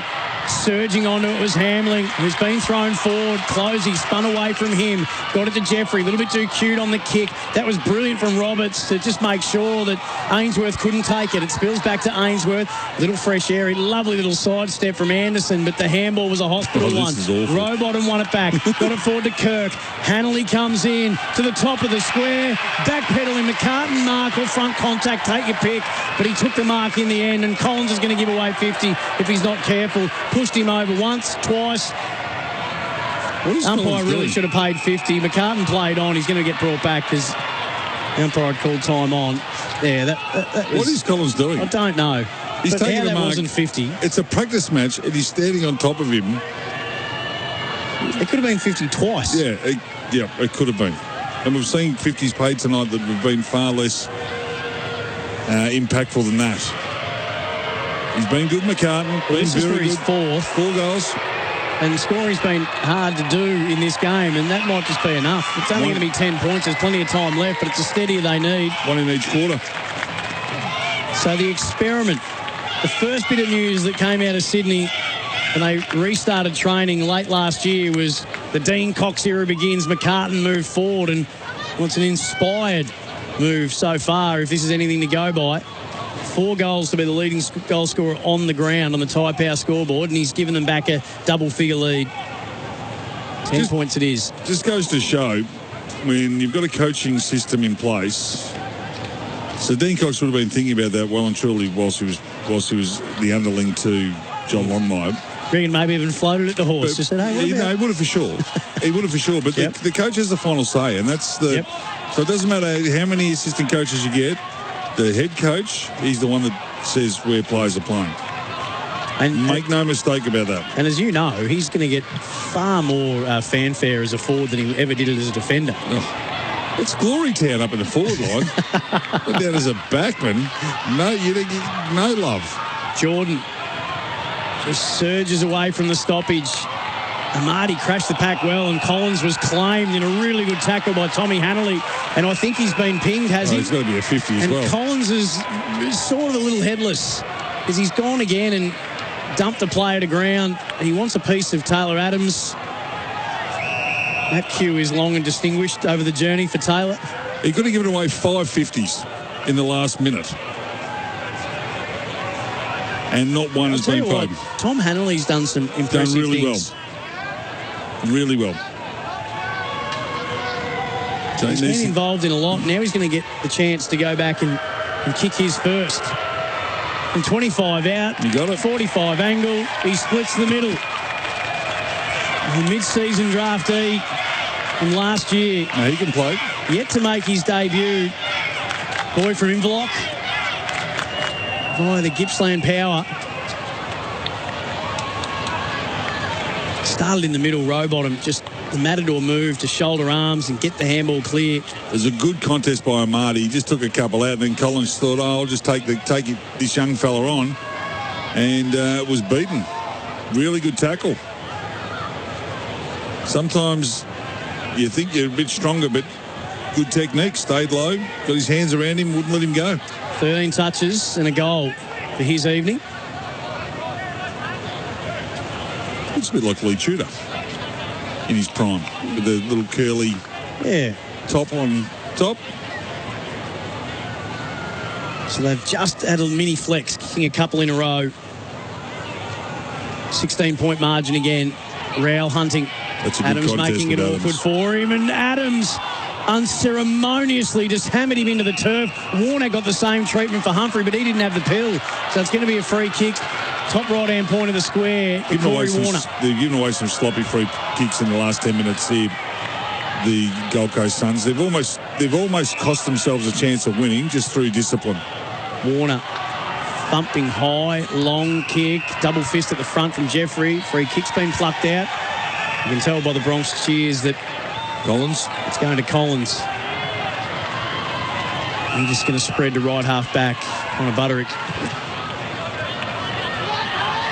Beautiful pass. Oh, Tommy Berry just stared at Patton and said, I'm going to take you on. Patton almost got him. Handball inboard to Rowell. Berry wanted it back. Rowell can just steady, put the head down, on the bounce, and King looked up before he'd taken acceptance of the footy and then ended up leaving it behind. McInerney didn't. Lloyd made it uncomfortable for Francis. Long then went at Wicks. Wicks missed his target by hand. A little bit of cavalry came in just to steady. And in the end, McInerney on the end of it at right half back. That was a little nervous. We spoke about Rowell before. You just got to hit the kick. You're 30 metres away from a player and you're missing by 15. Under no pressure. No. Got to be better than that. He's an elite player, but if you want to be one of the game's greats, you got to get your skill level better. Interesting that Joel Hamling's been redeployed in this last quarter as a forward. He's hit up a couple of times. Yeah. It's a strong lead, and he's been on that lead and took the mark. Well, they might not have wing near side. They might not have a match-up for him, and that's why they've moved him up forward. Witts couldn't take the mark. Ewell rose up, came down, was dispossessed. Oh, that's deliberate. By Willie Green. It was slapped towards the boundary line. Ox says deliberate. It has to be. Umpire agreed. Or insufficient intent, as the official ruling is worded now. Oh, 50. He ran off the interchange. Oh, dear. And he's gone between the mark. So of all the other opportunities for 50s... Dan Rioli thinks it's hilarious, by the way. I don't know if Damien Hardwick will, but it's going to bring James Jordan to about 40... The man on the mark will be about 40 metres out. But even 45 angle. Even Swallow was laughing at it. Like, that was just a... But he was trying to hide it. Yeah, he was like... And Rioli's just outwardly chuckling away. Who was it that infringed? I think it was Ben Long coming off the ground. Yeah. All right, so Jordan, this is to put the game out of reach for the Gold Coast Suns, who got within a couple of points. Yes, remember, was he the sub in Melbourne's premiership? Yes. Had a really good year for Sydney last year, played a very important role, and he's a good finisher too. And he's just snuck that in the left side. So they've kicked 3 in a row now just to shut the door. Yeah, there's a lot of people that didn't want to see him leave. Under 5 minutes to play. But he was up against a midfield that was pretty deep. 22-point lead again, which is what it was at three-quarter time. They've re-established that three-quarter time lead. The biggest lead they had was 25 points after kicking the first 4. So when you've played in 2 out of the last 3 grand finals by a combined losing margin of, I think it's 141 points roughly, Ox. Yep. How heavy is that burden? I think the change of coach takes a lot of that away. Is that right? Yeah, I think it does. It's a different hierarchy. Yep. It's a new voice. I think it changes a fair bit. Yep. So the dawning of a new day under Dean Cox. 12-12-84, they lead it on the Tyre Power scoreboard. 8-14-62. Humphrey brings the Suns out of the middle. Gets maximum distance on the kick. It bounces just inside the field of play. Ethan Reid was pointing to that. He said that hit Francis the line. wanted the free, but... He said it hit the line. Have a look at it. You can see the skid mark. You can actually see the skid mark where the ball hit. 4 games, 3 goals last year for Ethan Reid. Palm Beach, Currumbin. It's another local success story in the early stages of his career. Rogers is hunting a ball that was slapped right into his path, but McInerney intervened. Got it to Sheldrick. Sheldrick squeezed that little handball. Swans can't take clean possession, and therefore, I'll tell you who could take it cleanly. Is William Green, who bent down about 2 metres to pick that up, and unfortunately, they coughed it up to Noble. He bounces the kick into the path of Reid, who slapped it away from Bice, who was coming straight at him. Berry couldn't take it. Little double-handed drop from Pattendick. In fact, it was McInerney, exit defensive 50. It ends up with Humphrey, who arcs around on the left, and just cutting in front was Campbell of Anderson to intercept and quell the threat. Just under 4 minutes to play now, Tyre Power scoreboard. What's been the unmissable moment for Drinkwise? Choose to drink wise. I thought the opening contest with McAndrews, when he just ridiculously brave at the footy with Taylor Adams. The very first contest, 35 seconds into the game, and he's out. He's hurt his rib, so you don't miss that one. Powell put it out, running away from his own goal for Bodie Hewland, who stepped around the tackler, walking the tightrope. Launches it down the line. About 4 bodies hit the deck. Riak Andrew ran out of tarmac trying to reel it in. Defensive side of the outer wing. Another boundary throwing. 3:22 on the clock. So there's a couple of times where Sydney got away. Yeah, it's a game of momentum. Yep. So when a side's got a run on it, they've kicked 1 or 2 or even 3 or 4 goals. So They've been, it's been a very, very momentous game in that once you get a run on, it's very hard to stop. Patton couldn't take it. Riak Andrew could. Got it back to Bice. Bice evaded the tackle of Gulbin, who didn't give up on the chase. Affected the exit kick, so tumbles along the outer wing. Collins slapped it forward. Will Graham looped it over the top to Closey. Now Closey, under no pressure.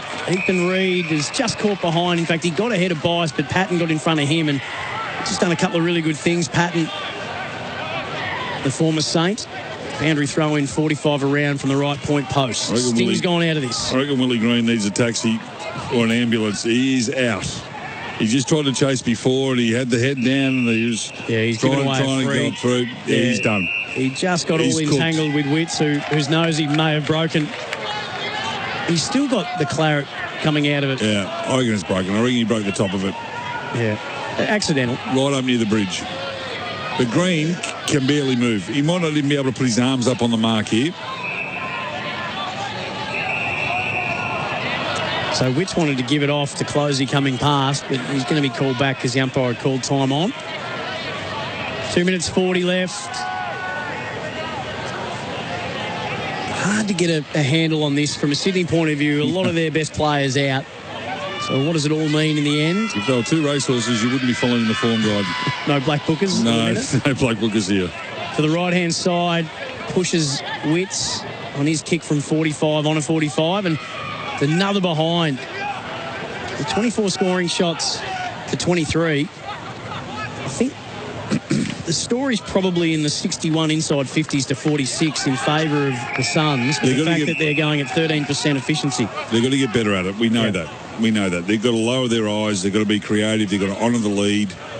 They've got to get Ben King to more contests. But he needs help. He just can't do it on his own. Well, Jed Walter, I think, looked sharp against the Swan in those two, whatever that was last week, where three teams played the one match. He looked sharp. And Ben Long can play a better role in that as well. They just don't block for him. There's just not enough synergy between their forwards. There's no creative play. So what do you think that, I mean, Holman plays that pressure forward and has played it really well. He's being rested tonight. He needs another pillar up there beside him. So is it King and Walter, and then do you have a third? Would it have been McAndrew maybe swinging this way and that way? Yeah, you need another player that's going to take some heat off him. The small maybe that comes in. They still need another. They need another one. Maybe it's Reid, but he's only a second year and still raw. Here he is flicking it over the head for Ainsworth, who was ripped off it by Kirk, which opens the door for the Swans to exit defensive 50. Corey Warner couldn't take it. Hanley did well to push Butterick over the line with ball in hand and force a boundary throw-in. Curno's a great player, but he's a better player because Harry Mackay's there. Yeah. And then that's my point. Could King and Walter be Gold Coast's answer or version of Mackay and Curnow, or still very early to tell? No, I don't think so. I don't think King's good enough, and I don't think Walter's good enough. What does King need to do to be considered by you as good enough? Well, he's got to get to more contests. He's got to he's got to be more competitive, and he can't be a one-trick pony. He can't rely upon the ball just arriving. When the ball hits the ground, he's got to be a beast. But I'm not sure if it's in his makeup. He might be just a lead-up player, kick 3 goals a week, kick you 50 or 60. And is that going to win you a premiership? Maybe, but you're going to need another player beside him to kick 40 or 50 as well.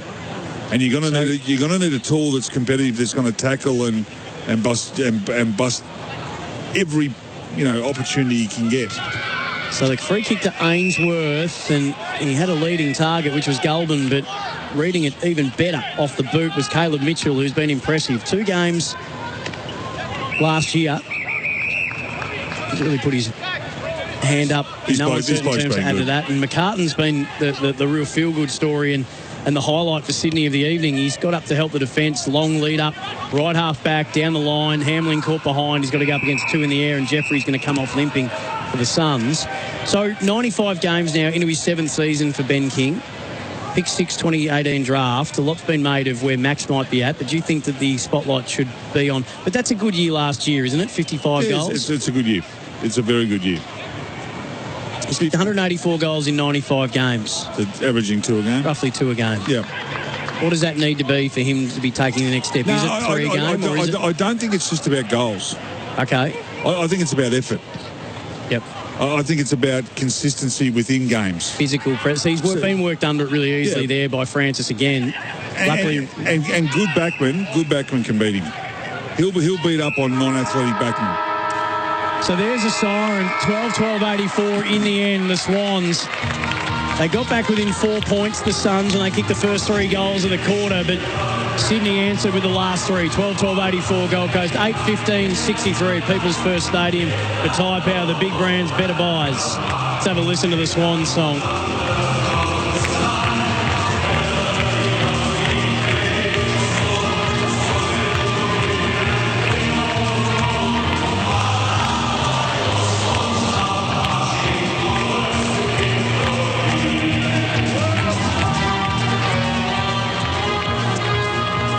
They kicked the first 4 goals of the game, Sydney, and then the Suns were able to answer with 3 of their own. It was a 3-2 second quarter, so they had a 22-point lead, or a 13-point lead at halftime, a 22-point lead at three-quarter time. Suns got within 4, but it's a 21-point win in the end for Sydney. And Tom McCartan, 4 goals, 1 in every quarter, and presented really well, showed real toe and forward craft. David Schwartz, and it looks to be an inspired move, albeit in the pre-season, from Dean Cox. He leads up at the footy. Yep. And that's what I'm trying to get to the point with Ben King. Yep. Oh, I thought what he did tonight was really good. You know, he came up at it, he fumbled, he bumbled, he still kicked 4.